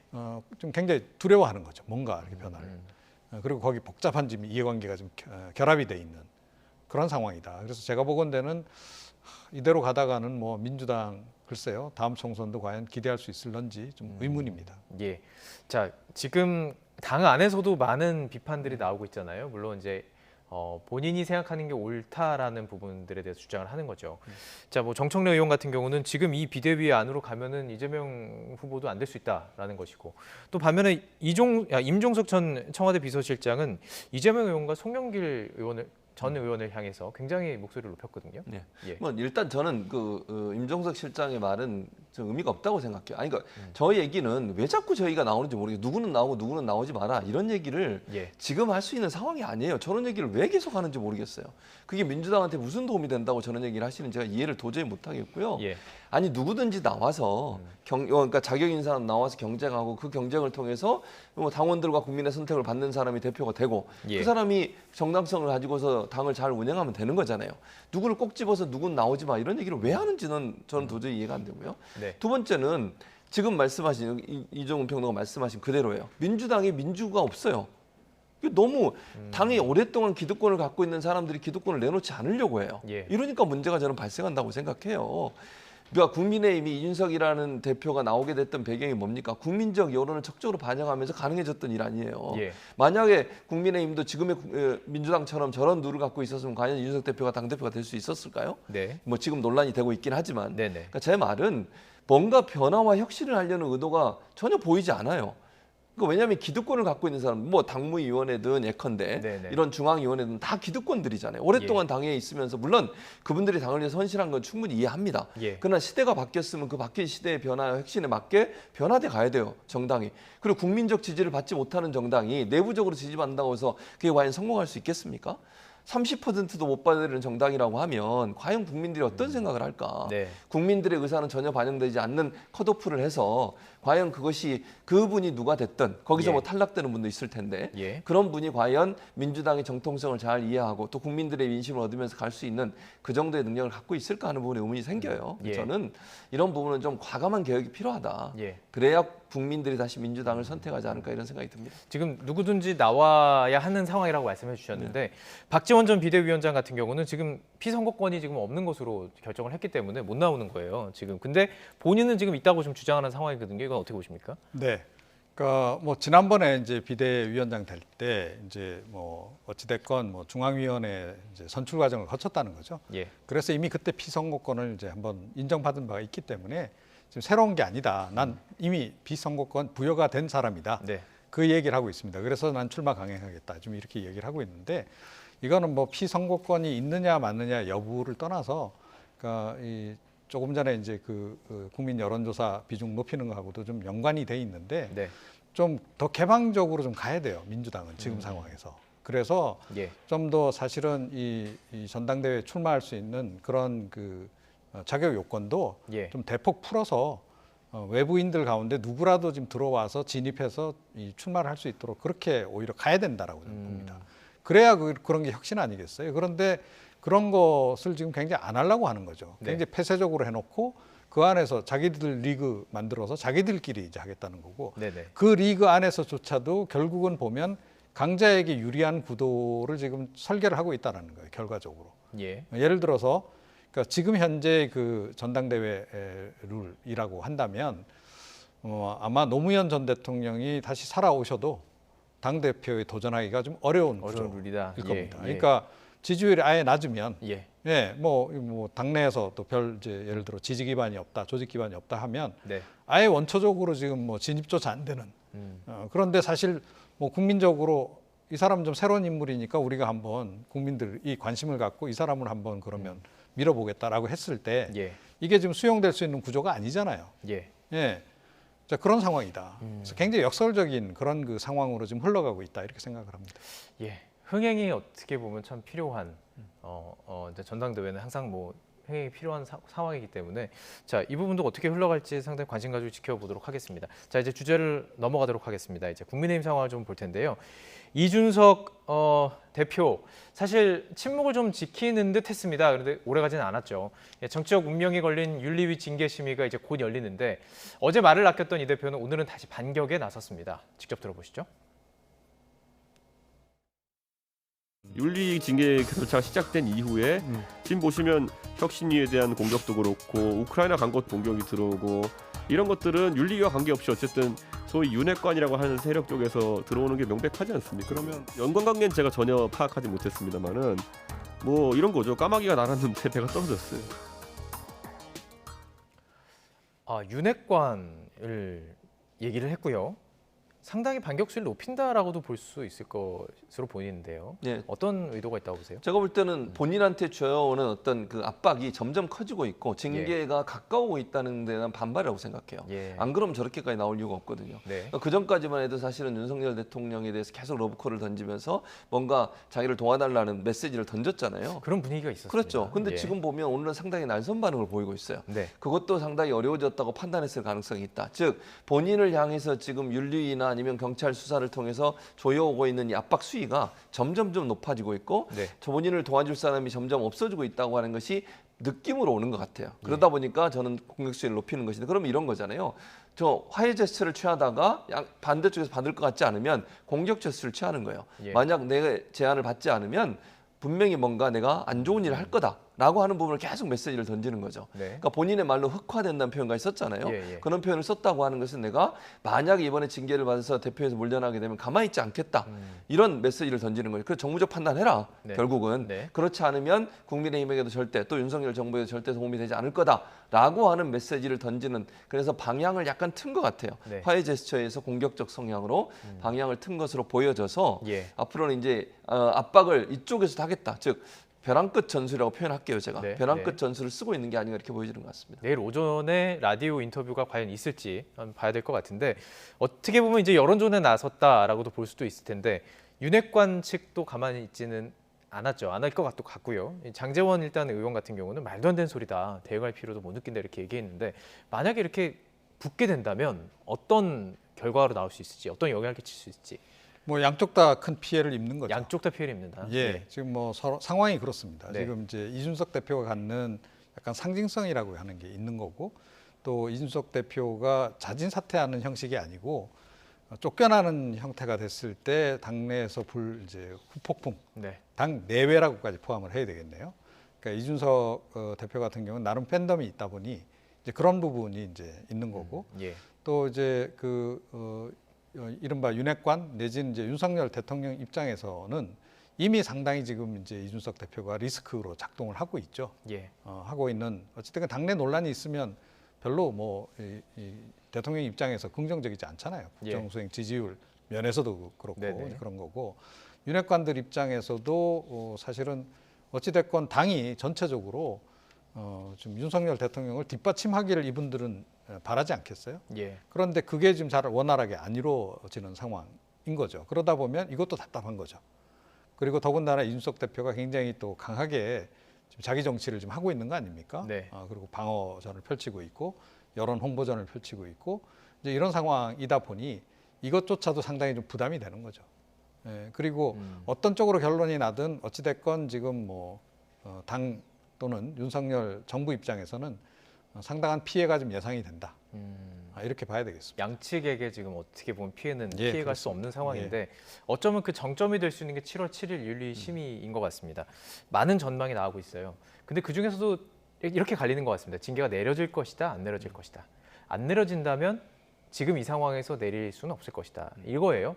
경찰 조사도 계속 이루어지고 있는 상황이기 때문에 7일 또 미뤄질 가능성 어떻게 보십니까? 그러니까 그럴 가능성이 전혀 없지는 않는데 저는 네. 빨리 이루어질 가능성도 있다고 생각해요. 빨리 할 수도 있다. 왜냐하면 예. 물론 이제 일부에서는 좀 이게 한 번 더 예를 들면 소명 듣고 한 번 더 기회를 그러니까 예를 들면 논의를 해보자 이렇게 네. 될 가능성이 있다고 보여져. 예. 그러니까 그날 소명을 듣고 나서 그날 윤리에서 빨리 결론을 내릴 거냐 아니면 연장할 거냐의 문제인데 이게 연장되면 될수록 계속 갈등은 커질 수밖에 없지 않겠어요? 제가 볼 때는 소명 끝나고 나면 또 윤석 대표가 뭔가 얘기할 거예요. 거기서 있었던 얘기까지도 다 할 수도 있어요. 예컨대 나와서. 네. 그랬을 때 올 수 있는 여러 가지 후폭풍을 생각한다고 하면 지금 뭐 권성동 원내대표 같은 이게 경우에는 여기가 이 말이 그러니까요. 정확하게라고 정확하게 얘기했습니다. 내는 것이 중요하다는 표현은 신속이 결국 아니고, 예. 그러니까 왜냐하면 수사 결과를 보고 이런 네. 의미라고도 저는 보여져요. 예. 그러니까 정확하게 하는 건 모르잖아요. 윤리가 수사 기능을 할 수 있는 것도 아니고 무슨 강제 수사를 할 수 있는 권한을 갖고 있는 것도 아니잖아요. 네. 소명만 듣는 것이고 근거 자료를 가지고 판단할 수밖에 없는데 그랬을 때 올 수 있는 후폭풍을 걱정하는 거죠. 예. 권성동 원내대표는. 네. 그러면 이 논리로 따지면 미뤄질 수도 있어요. 예. 수사 결과 나올 때까지 기다려보자. 그럼 그 사이에 갈등은 어떻게 하냐고요 또. 가만히 있겠습니까? 뭐 윤석 대표가 제가 볼 때 예. 빨리 결론 내라 이렇게 될 거예요. 그래서 이게 길게 끊는다고 해서 문제가 해결된 문제가 아니기 때문에 저는 어찌 보면 빨리 매듭을 지어주는 것이 나을 수도 있다. 예. 이런 생각도 개인적으로 있습니다. 그런 생각도 분명히 당 지도부에서도 하고 있을 것 같은데 혹시 좀 취재해 보셨습니까? 근데 권성동 예. 그 원내대표 발언을 보면 좀 읽히는 게 있지 않습니까? 그러니까요. 예, 조금 이제 시간을 두고 생각하겠다. 이렇게 읽을 수 있는 여지가 있지 않습니까? 빨리 하는 것보다는 더 정확해야 된다. 그렇죠. 네. 그겁니다. 사실은 이거 뭐 어떤 근거가 박약한 상태에서 어느 한쪽으로 결론을 내렸을 경우에는 네. 어찌됐건 앞서 말씀드린 대로 후폭풍이 어느 쪽으로든 불 수밖에 없고 그 어느 쪽으로 불더라도 지금 국민의힘이나 지금 윤석열 정부 입장에서는 상당히 부담이 된다라는 거예요. 예. 그런 상황 때문에 제가 보건대는 지금 약간 장고 모드에 들어간 그런 상태가 아닌가 싶고 예. 그런 상태에서 지금 수면 하에서의 어떤 빅딜이 시도될 수도 있다라고 저는 봅니다. 예. 예, 사실은 이제 이준석 대표도 지금 계속 공격 강도를 높이는 이유가 네. 결국 협상력을 협상하자. 끌어올리는 그런 네. 조금 전에 벼랑 끝 전술 말씀하셨는데 네. 북한이 잘 사용하는 방식 아닙니까? 예. 벼랑 끝 전술 써서 협상력을 끌어올린다. 예. 그 전략인데 이준석 대표의 전략도 뭐 북한에 비유해서 조금 죄송하긴 합니다만 어찌됐건 크게 다르지 않다. 그래서 결국 양쪽에서 수면화에서 뭔가 접촉을 통해서 지금 결론을 절충안을 찾을 가능성도 없잖아 있다. 예. 뭐 이거는 제 취재 결과라기보다는 제 감이 그렇습니다. 감으로 네. 내일이 중요하지 않을까 싶습니다. 7월 7일 당일보다는 내일 과연 어떤 우리는 못 보죠. 물밑이니까 물밑 접촉이 어떻게 이루어지는지 좀 관심 갖고 지켜보도록 하고요. 마지막으로 짧게 이 주제도 좀 다뤄보도록 하겠습니다. 그러니까 행정안전부에서 지금 경찰국이라고 이제 이름을 부르죠. 왜냐하면 이제 경찰을 다루는 그 부서가 행정안전부에 이제 생긴다는 전제 아래서 자, 이 부분에 대해서 이상민 행정안전부 장관이 굉장히 이제 강공 드라이브를 걸었습니다. 왜냐하면 경찰들이 반발하는 거예요. 이게 지금 생기게 되면은 결국에는 과거처럼 이 경찰이 어떻게 보면 컨트롤 당하는 것이고 그러다 보면은 이게 중립성을 유지하지 못한다라는 이제 주장으로 반발하고 있는 것인데 그게 정치적이다 이렇게 얘기했어요. 어떻게 들으셨습니까? 정치적이라고 보지 않아요, 저는. 그러니까 경찰 입장에서 만약에 경찰국이 생기게 되면 네. 인사권, 징계권, 예산권 다 갖고 있잖아요. 네. 그렇게 되면 실제적으로 관리를 하는 거죠. 예. 그랬을 때 과연 경찰이 독립적으로 그러면 수사를 할 수 있을까? 정치 권력으로부터의 압박을 모두 다 피할 수 있을까? 저는 어렵다고 생각해요. 그렇게 되면 경찰 입장에서는 독립적으로 수사하게 해달라. 우리가 원래 경찰청으로 분리될 당시에 그 당시에 내무부에 치안 본부가 있었고 그 치안 본부 때문에 얼마나 논란이 많아서 경찰청이 생긴 건데 네. 그걸 다시 되돌리려고 하는 것 자체에 대해서 저는 내부적으로 문제를 제기한다고 봐요. 예를 들면 검사들이 그렇게 막 그 검찰청에 대해서 또는 법무부 장관의 문제에 대해서 문제를 제기하고 이런 적도 있었잖아요. 예. 그때는 검찰들의 의견들이 있었다라고 이렇게 보도하고 방송도 되고 이랬잖아요. 근데 지금 행안부 장관은 저렇게 얘기하시는 거 아니고 맞는지 잘 모르겠어요, 저는. 그러니까 네. 정치적으로 볼 문제가 아니라 예. 국민 여론도 사실은요. 이런 부분은 상당히 부정적이라고 저는 생각해요. 왜 행안부가 경찰국을 둬서 경찰에 대한 관리 감독을 하려고 하는지 민간 단체라든지 중립적인 어떤 기관이라고 위원회를 만들어서 그 위원회에서 하면 논란이 없잖아요. 예. 굳이 왜 행안부에서 경찰국을 만들어가지고 이런 걸 하려고 하는지가 저는 의문이고 거기에 대해서 경찰들이 경찰의 수사권 독립을 위해서 저는 본인들의 목소리를 낸다고 생각해요. 물론 예. 저는 분명히 말씀드리고 싶은 건 이런 거예요. 경찰이 수사하는 권한이 커졌기 때문에 그것을 관리 감독할 수 있는 견제할 수 있는 네. 위원회 같은 기관을 만들어야 된다. 그러나 네. 그것이 행안부의 일부가 돼서는 안 된다라고 하는 게 제 생각입니다. 그 지금 이 기사가 사실은 이제 경찰 기자들이 보통 쓰기 경찰 관계되니까 이게 사회부 어떻게 보면 이제 사회면에 있다가 정치 얘기를 하면서부터 이 정치로 나올 수 있는 기사가 되는 거예요. 정치 쟁점화 시키는 것이 과연 유리한 것인가에 대한 궁금함도 있습니다. 이 부분에 대해서 네. 지금 우상호 위원장까지도 이제 얘기를 시작했어요. 이게 35년 전 그런 어떤 민주화 운동식으로 돌아가는 건 아니냐, 뭐 이런 식으로 얘기를 하고요. 예. 네. 이게 정치적 논란으로 번지면 사실은 그 일을 관철시키는 과정은 더 복잡해지고 어려워지는 거죠. 네. 그러니까 조용하게 사실은 처리하는 게 가장 좋습니다. 근데 이상민 행안부 장관도 측에서는, 예. 그러니까 제가 보건대는 뭐 실세 장관이어서 그런지 윤석열 대통령 못지않게 최근 들어서 좀 상당히 좀 강한 그런 발언들을 지금 내놓고 있어요. 그래서 네. 모르겠습니다. 이 두 분이 좀 스타일이 비슷해서 그런 건지는 잘 모르겠는데 일이 실제로 되게 하려면 지금은 사실은 그 목청을 많이 낮추는 게 오히려 전략적으로는 더 유리하다. 그리고 예. 경찰국 만들더라도 뭐 수사권에 대한 제약이라든가 뭐 관여 이런 거 절대 일절 없다. 오히려. 그리고 뭐 순수하게 그 인사 또 예산 관련해서 우리는 그야말로 지원하려고 하는 부서를 만드는 것이다. 라고 하는 점을 계속 강조하는 그런 차라리 입장을 취하는 편이 훨씬 더 좀 제가 보건대는 일을 성사시키기에는 유리한 전략 같은데 예.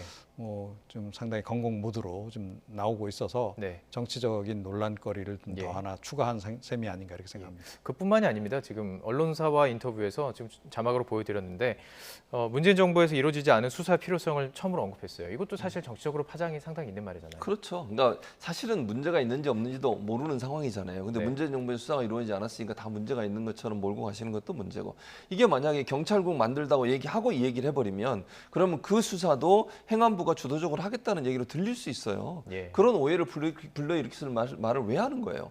그게 도움이 안 된다는 말씀을 드리는 거예요. 행안부 장관은 정부의 국무위원이잖아요. 그건 중립적 입장이 있어야 돼요. 정치적으로 중립성을 지켜야 돼요. 근데 본인이 경찰국 만들겠다고 주장하고 경찰이 정치적이라고 얘기하면서 이런 수사 해야 된다고까지 얘기해버리면 실제로 경찰을 동원해서 본인이 원하는 수사를 하겠다고 하는 그런 의혹이 생길 수 있는 그런 말들이에요. 네, 그래서 네. 말씀을 할 때는 조심해야 된다. 저런 말씀까지 하게 되면 결국 의도가 그럼 경찰국을 만들려는 의도 자체가 전 정부에 대한 수사를 하려는 의도가 있지 않느냐. 예. 이런 비판을 피할 수 없다고 보여집니다. 예, 알겠습니다. 오늘 여기까지 이야기 나누도록 하겠습니다. 나이스 포커스 오늘은 이종훈 정치평론가 최진봉 성공회대 교수와 함께했습니다. 고맙습니다.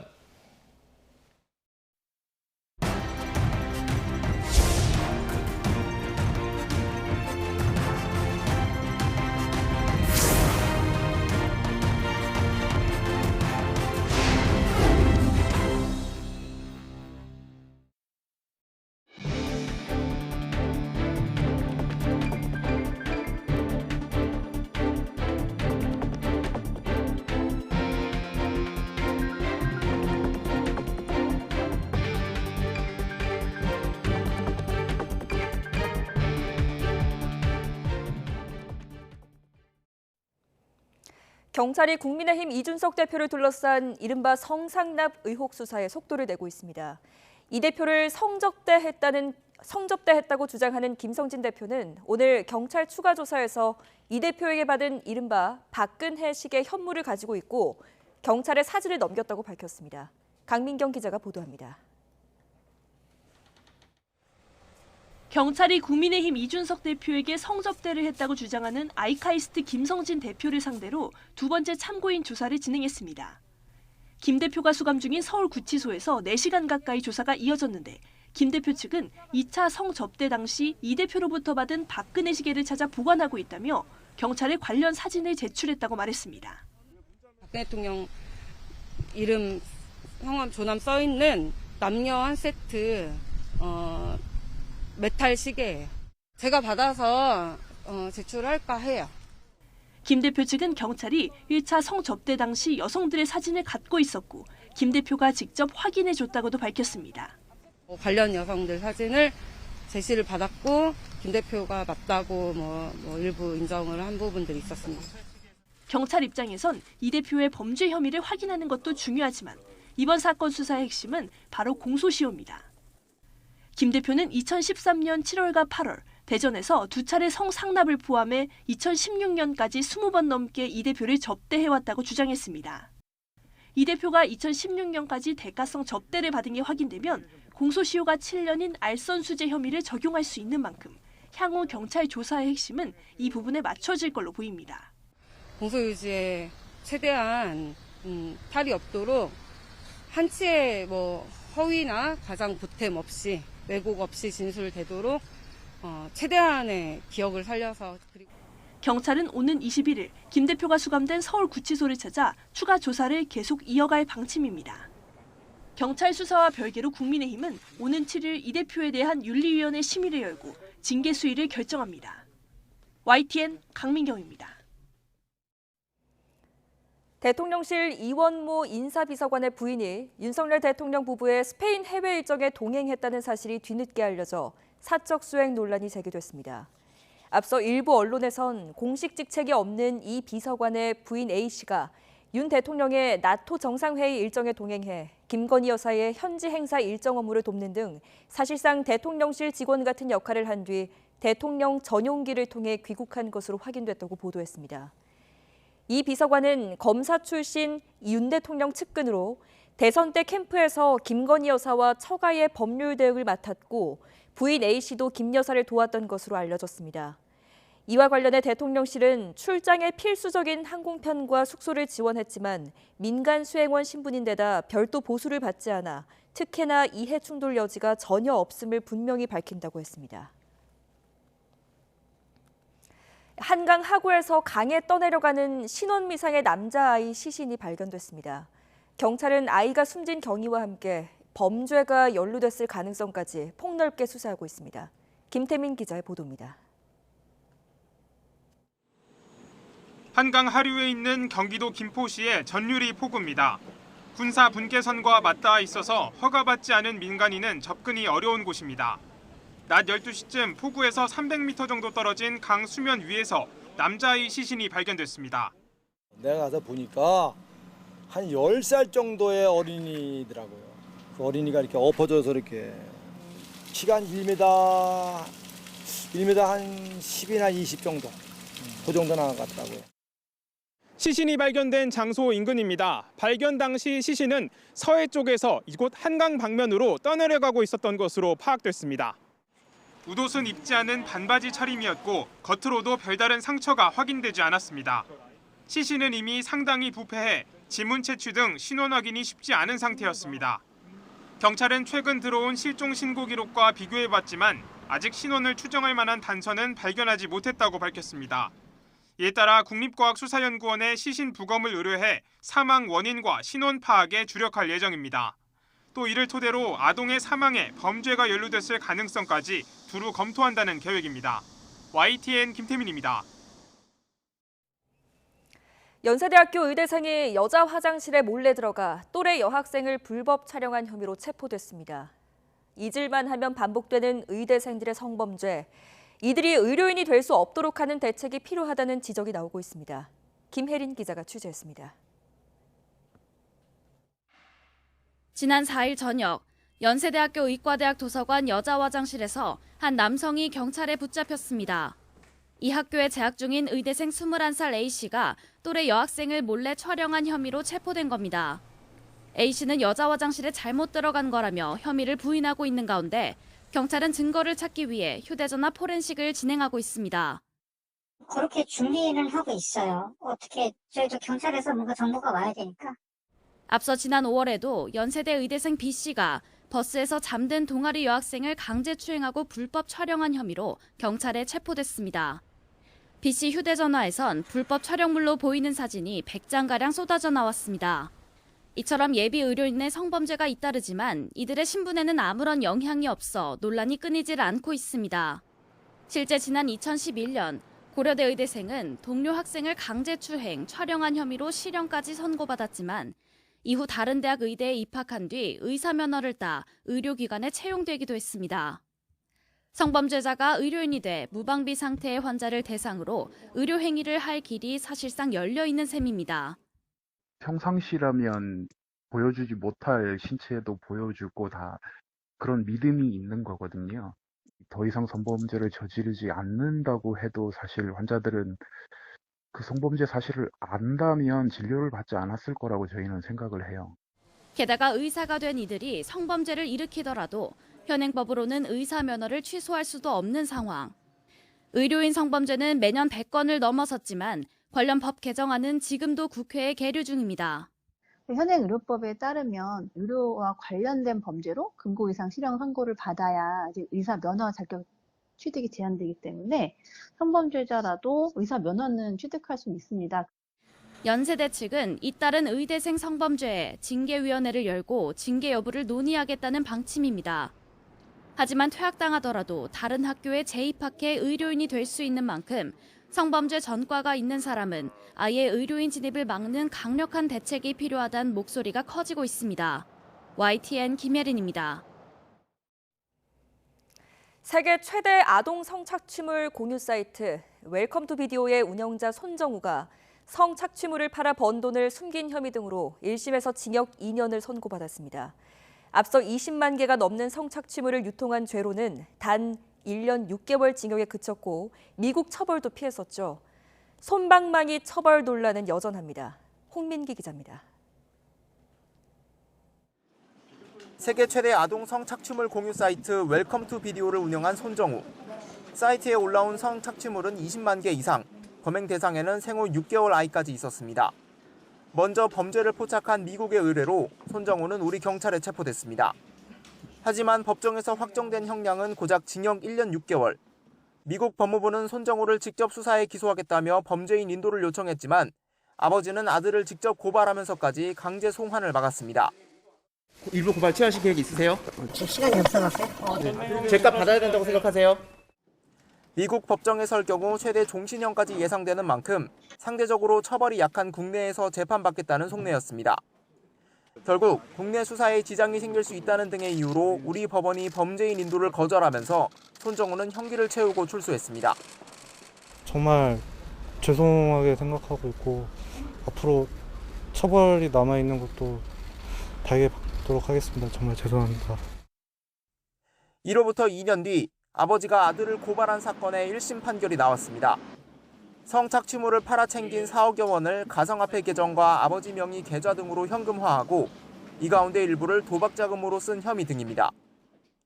법원은 손정우가 사이트를 운영하기 시작할 때부터 치밀하게 범죄 수익을 숨기려고 계획하는 등 죄질이 매우 좋지 않다면서 징역 2년과 벌금 500만 원을 선고하고 법정에서 구속했습니다.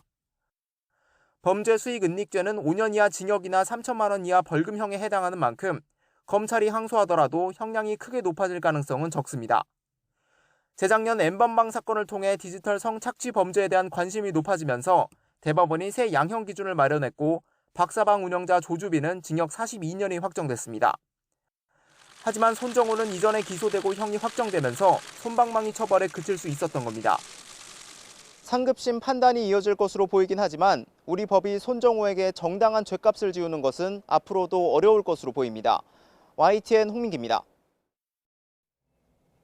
월북 조작 의혹을 제기한 서해 피격 공무원 유족이 사건 당시 문재인 정부의 이른바 6시간 행적을 밝혀야 한다며 검찰에 대통령 기록물 압수수색을 요청했습니다. 검찰은 유족 의견을 충분히 듣고 있다면서도 수사 확대에는 신중한 모습인데 일단 첫 강제 수사 시점과 규모가 관건이 될 전망입니다. 나혜인 기자입니다.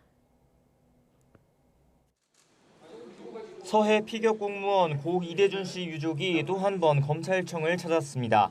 사건 당시 대통령 기록물을 공개하라는 요청에 응하지 않은 더불어민주당을 은폐 공범으로 규정하며 검찰이 압수수색에 나서달라고 요청했습니다. 이대준이 북한 측에 발견된 후 사망하기 6시간 동안 대한민국 정부와 문재인 전 대통령은 국민의 생명을 지키기 위하여 과연 무엇을 했는지를 파악하기 위한 또 당시 국가안보실 국가위기관리센터장이었던 강건작 육군 제6군단장이 청와대와 국방부 사이 의사결정 과정을 알고 있을 거라며 조사해야 한다고 주장했습니다. 어떤 자가 가만히 있으라 했습니까? 문재인 대통령이었습니까? 국방부 장관, 안보실장, 사람을 죽여놓고 전부 발뺌하며 우리는 잘못이 없다 합니다. 지난달 해경의 수사 결과 번복 이후 문재인 정부 인사들을 잇따라 고발한 유족은 최근 민주당 의원들의 회유 의혹까지 제기하며 여러 기관의 진상규명을 촉구하고 있습니다. 검찰에도 그동안 정보공개 청구를 통해 입수한 해경 초동수사 자료와 국방부 회신 자료 등을 제출한 것으로 전해졌습니다. 검찰 역시 지난달 사건 배당 일주일 만에 유족을 불러 당시 정보 대응을 시간대별로 확인했는데 부장검사를 포함한 수사팀 교체를 앞두고 있었다는 점을 고려하면 속도를 낼 의지는 분명해 보입니다. 다만 검찰 관계자는 무게감이 있는 사건인 건 분명하다면서도 안팎에서 제기돼온 특별수사팀 구성 같은 수사 확대 가능성은 전망일 뿐이라고 말을 아꼈습니다. 하반기 검찰 인사로 구성이 바뀐 수사팀이 사건을 파악할 시간이 필요하다는 건데 일단 인력 충원 같은 문제는 필요한 수사를 진행한 뒤 검토해도 늦지 않다는 뜻으로 풀이됩니다. 실제 반부패 수사부나 공정거래조사부처럼 조직 개편과 인사를 거치며 규모가 줄어든 서울중앙지검 다른 부서와 달리 이번 사건을 맡은 공공수사 일부 규모는 줄지 않았습니다. 특별수사팀 구성 등 수사팀 확대 여부는 이르면 이번 주 압수수색 같은 강제 수사부터 진행한 뒤 결정할 거라는 관측이 나옵니다. YTN 나인입니다. 권영세 통일부 장관이 비핵화 문제를 남북 간에 풀어야 한다며 새로운 회담 구도를 구축하겠다고 밝혔는데요. 핵무기 보유를 추진하는 북한이 과연 호응을 할지 미지수지만 무엇보다 핵 문제는 북미 간의 문제라는 북한의 기본 인식이 먼저 바뀌는 게 관건으로 보입니다. 홍주혜 기자입니다. 북핵 문제를 풀지 않고선 근본적으로 남북 관계를 진전시킬 수 없다는 게 권영세 통일부 장관의 기본 입장입니다. 북한이 실질적 비핵화를 이루어야 대북 제재를 풀 수 있고 남북관계 정상화도 가능하다는 겁니다. 남북이 다시 대화의 물꼬를 트고 남북관계의 새로운 생명력을 불어넣으려면 북한 핵개발 문제를 실질적으로 해결하고 이를 토대로 새로운 선순환 구조를 만들어내야만 합니다. 국제사회의 북핵 협상에만 맡겨놓는 대신 남북이 비핵화 문제를 직접 논의해야 한다고도 강조했습니다. 이를 위해 남북 회담의 구조를 바꾸겠다고 말했습니다. 실효적이고 지속 가능한 남북 대화를 위해 비핵화와 정치 군사적 신뢰 구축, 경제 등 제반 협력을 실효적으로 논의할 수 있는 새로운 회담의 구조를 구축해 나가겠습니다. 이에 대해 통일부 당국자는 앞으로 남북 간 협상 테이블의 주요 의제로 비핵화를 올려놓겠다는 뜻이라고 설명했습니다. 그러면서 이전 정부의 남북회담에서도 핵 문제가 논의됐고 합의서에 명시되기도 했지만 논의의 질과 합의 이행과 관련해선 미흡한 측면이 있었다고 평가했습니다. 전문가들은 우리 정부의 제안에 과연 북한이 호응할지 의문이라는 반응입니다. 일단 제재 해제나 평화협정, 안전보장 등 북한이 비핵화의 대가로 요구할 만한 건 주로 미국의 결정권이 있는 사안이기 때문입니다. 미국으로부터의 안전보장 요구가 가장 중요하지 한국으로부터의 안전보장은 오히려 북한이 한국의 위협적인 존재가 되기 때문에 일단은 구도 자체가 성립이 안 된다고 볼 수 있겠죠. 북미 정상회담 등 과거 사례를 보면 핵 문제는 미국과 풀어야 한다는 북한의 인식이 워낙 확고합니다. 그래서 권 장관도 대남 협상과 북핵 협상을 분리하는 낡은 태도를 바꾸라고 북측에 요구했지만 이게 받아들여질지도 미지수입니다. YTN 홍주혜입니다. 탄도미사일, 잠수함, 스텔스 전투기 등 각 군에 흩어져 있는 6해 공군의 전략 자산을 통합해 운용하는 전략사령부를 창설하는 방안이 추진되는 것으로 전해졌습니다. 군 고위 관계자는 각 군의 전략 자산과 부대를 분리해 오는 2024년까지 합동 전략사령부로 통합하는 방안을 검토하고 있다고 밝혔습니다. 합동 전략사령부에서 운영할 무기 체계는 육군의 탄도 순항 미사일, 해군 잠수함 사령부의 3,000톤급 잠수함, 공군의 F-35A 스텔스 전투기와 천궁2, 패트리엇 등으로 알려졌습니다. 합동전략사령부는 합동참모본부 예하에 설치돼 합참의장의 지휘를 받게 되며 사령관은 3성 또는 4성 장군이 맡을 것으로 보입니다. 국방부는 오늘 미국 알래스카주 아일슨 기지 소속 F-35A 스텔스 전투기 6대가 오는 14일까지 우리 공군과 연합훈련을 한다고 밝혔습니다. 미 공군은 이를 위해 F-35A 전투기 6대를 공개적으로 국내에 투입했습니다. 미 공군의 F-35A 스텔스 전투기가 공개적으로 한반도에 들어온 건 지난 2017년 12월 이후 4년 7개월 만으로 군 관계자는 지난 5월 한미 정상회담에서 논의된 한미 연합훈련 확대 차원의 조치라고 설명했습니다. 코로나19 주간 확진자가 15주 만에 늘었습니다. 전파력과 면역 회피력이 큰 BA.5 변이가 빠르게 확산하면서 유행이 증가세로 전환된 것입니다. 이영원 기자입니다. 신규 환자가 18,000명을 넘어서 40일 만에 최다 규모를 기록했습니다. 일주일 추이를 보면 유행 증가세는 더 뚜렷합니다. 최근 주간 확진자는 6만 명에 달해 전주 대비 20% 넘게 늘었습니다. 15주 만에 증가세로 돌아선 겁니다. 감염 재생산 지수도 지난 3월 넷째 주 이후 처음 1을 넘어 유행 확산세를 나타냈습니다. 면역 회피 가능성이 높은 변이 BA.5의 검출률 증가, 면역력 감소 등으로 인해서 예측을 상회하는 수준의 재확산 가능성도 높은 상황입니다. 오미크론 세부 변이인 BA.5 국내 검출률은 24.1%로 직전 주보다 3배 넘게 늘었습니다. 현재 국내 우세종인 BA2와 비교하면 전파력은 35%, 면역 회피력은 3배나 큰 것으로 파악돼 확진 규모를 키우고 있는 것으로 분석됩니다. 조만간 우세종화가 우려되는 상황이다라고 말씀드리겠습니다. 국내에서 유행의 확산 속도가 조금 빨라질 것으로 저희가 예측을 하고 있고요. 다만 중증도가 더 큰지는 아직 확인되지 않아 환자 증가세에 따라 위중증 사망 피해가 늘어날지는 검토가 더 필요하다고 평가했습니다. 방역당국은 피해가 급증하지 않고 의료체계 여력도 안정적인 만큼 당장 거리두기나 입국 제한 등 방역 강화 조치는 고려하지 않고 있습니다.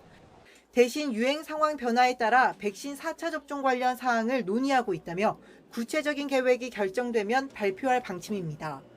YTN 이영훈입니다.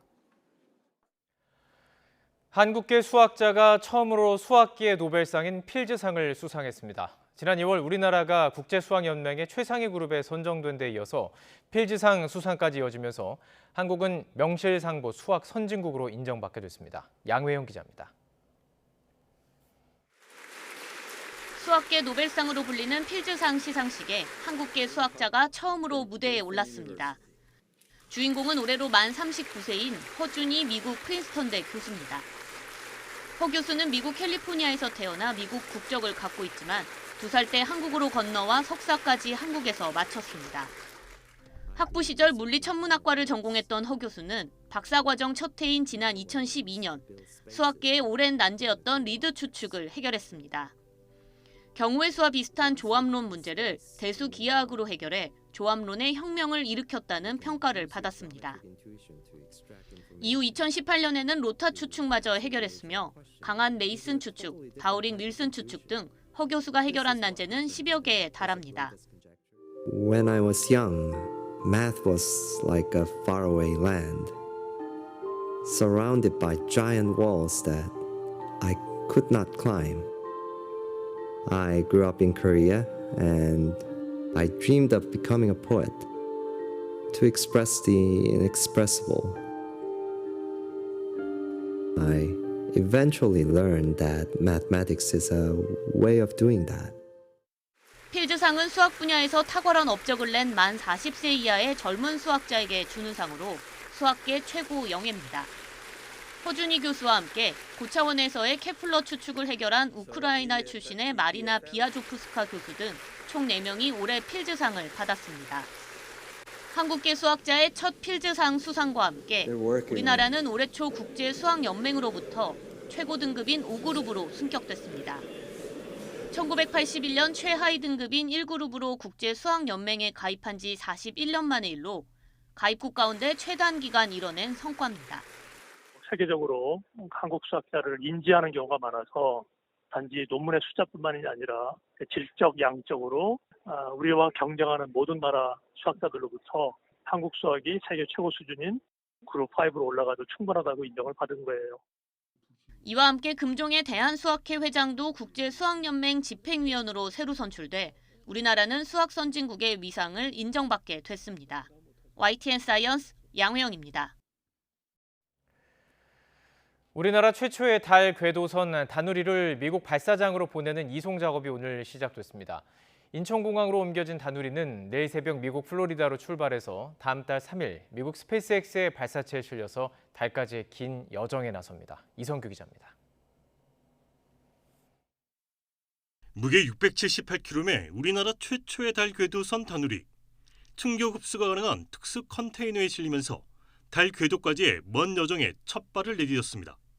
대전 항공우주연구원에서 출발한 다누리는 인천공항을 거쳐 미국 올랜도 공항까지 이송됩니다. 이후 육로로 발사장인 케이프 커네버럴 우주군 기지에 7일 도착할 예정입니다.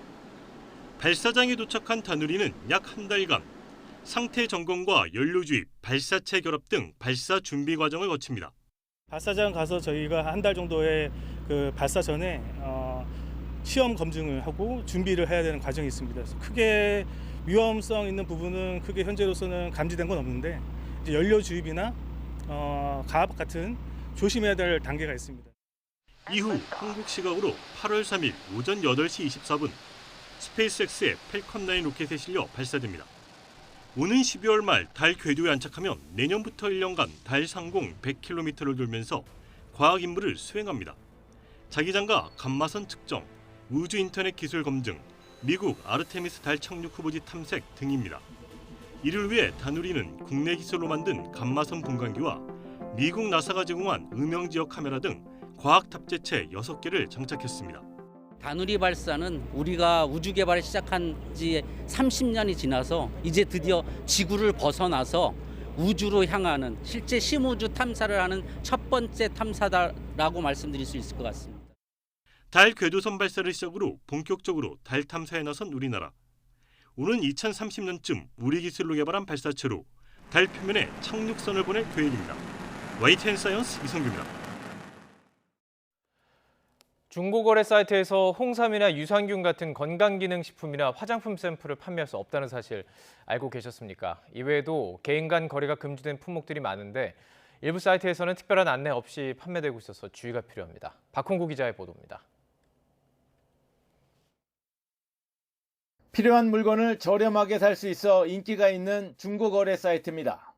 홍삼, 비타민, 유산균 등 건강기능식품도 쉽게 찾아볼 수 있습니다. 하지만 이런 상품을 중고거래 사이트에서 개인 간에 사고 파는 건 금지되어 있습니다. 건강기능식품을 판매하려면 영업시설을 갖추고 해당 지자체에 신고해야 하기 때문입니다. 한국소비자원 조사 결과 최근 1년 사이에 중고거래 사이트에서 5천 건 넘는 거래금지 품목 판매 게시글이 적발됐습니다.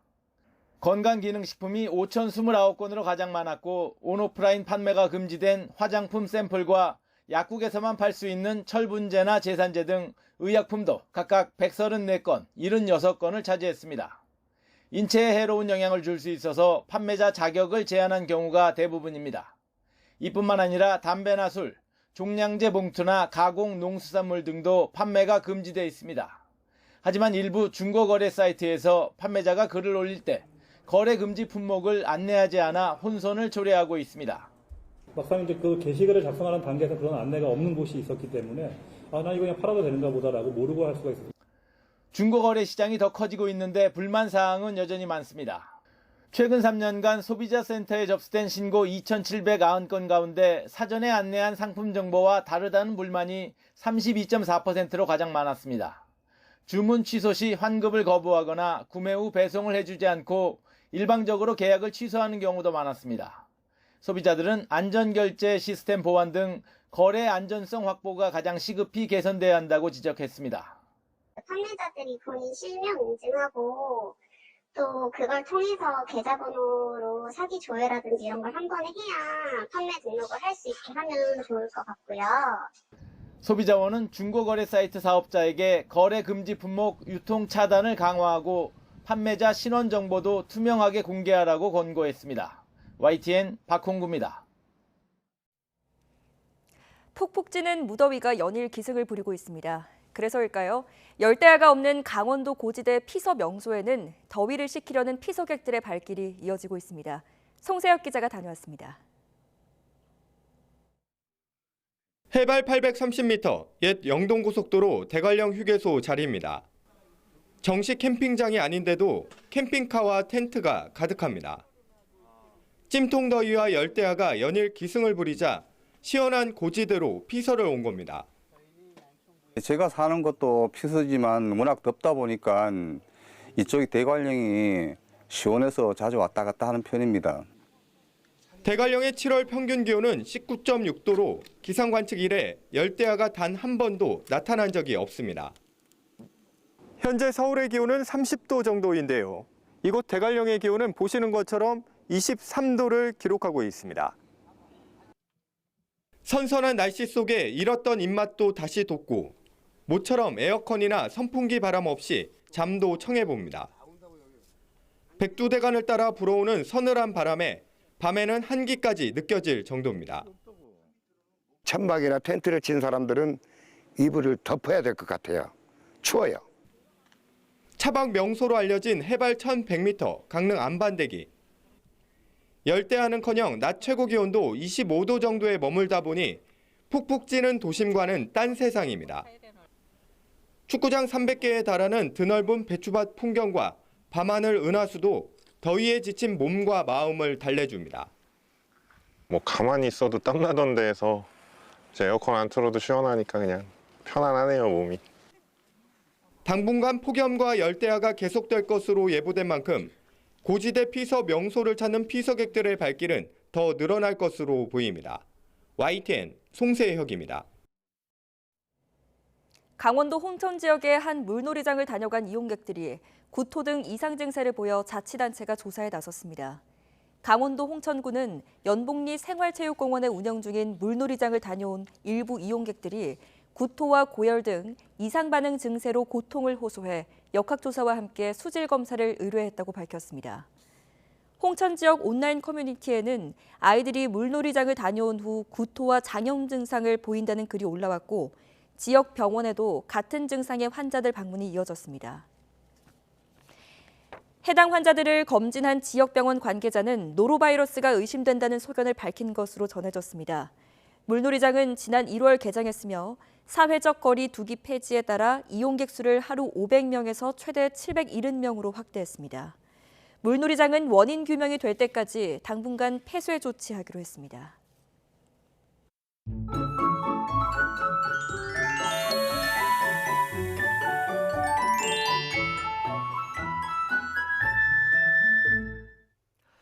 좀처럼 더위의 기세가 꺾이질 않고 있습니다. 한낮의 더위가 고스란히 밤더위로 이어지고 다시 낮더위가 찾아오기를 반복하고 있는데요.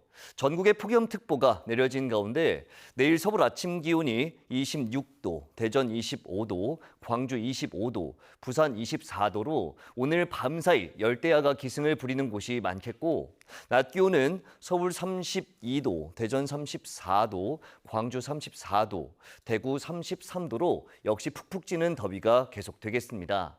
뜨거운 날씨에 건강 잃기 쉬운 만큼 건강관리 철저히 해주시기 바랍니다. 내일도 대체로 구름만 많은 하루가 되겠습니다. 다만 구름 사이로 햇볕이 강하게 내리쬐면서 자외선이 무척 강해지겠고 오후부터 밤 사이에는 대기 불안정으로 내륙 곳곳에 돌풍과 벼락을 동반한 소나기가 쏟아지겠습니다. 소나기의 특성상 기습적으로 강하게 내릴 수 있는 만큼 피해 없도록 각별히 주의해 주시기 바랍니다. 목요일은 중부지방을 중심으로 금요일은 전국에 장맛비가 내리겠고 주말에는 비가 쉬어갈 전망입니다. 날씨 정보였습니다. 이상으로 뉴스나이트 마치겠습니다. 함께해 주신 여러분 고맙습니다.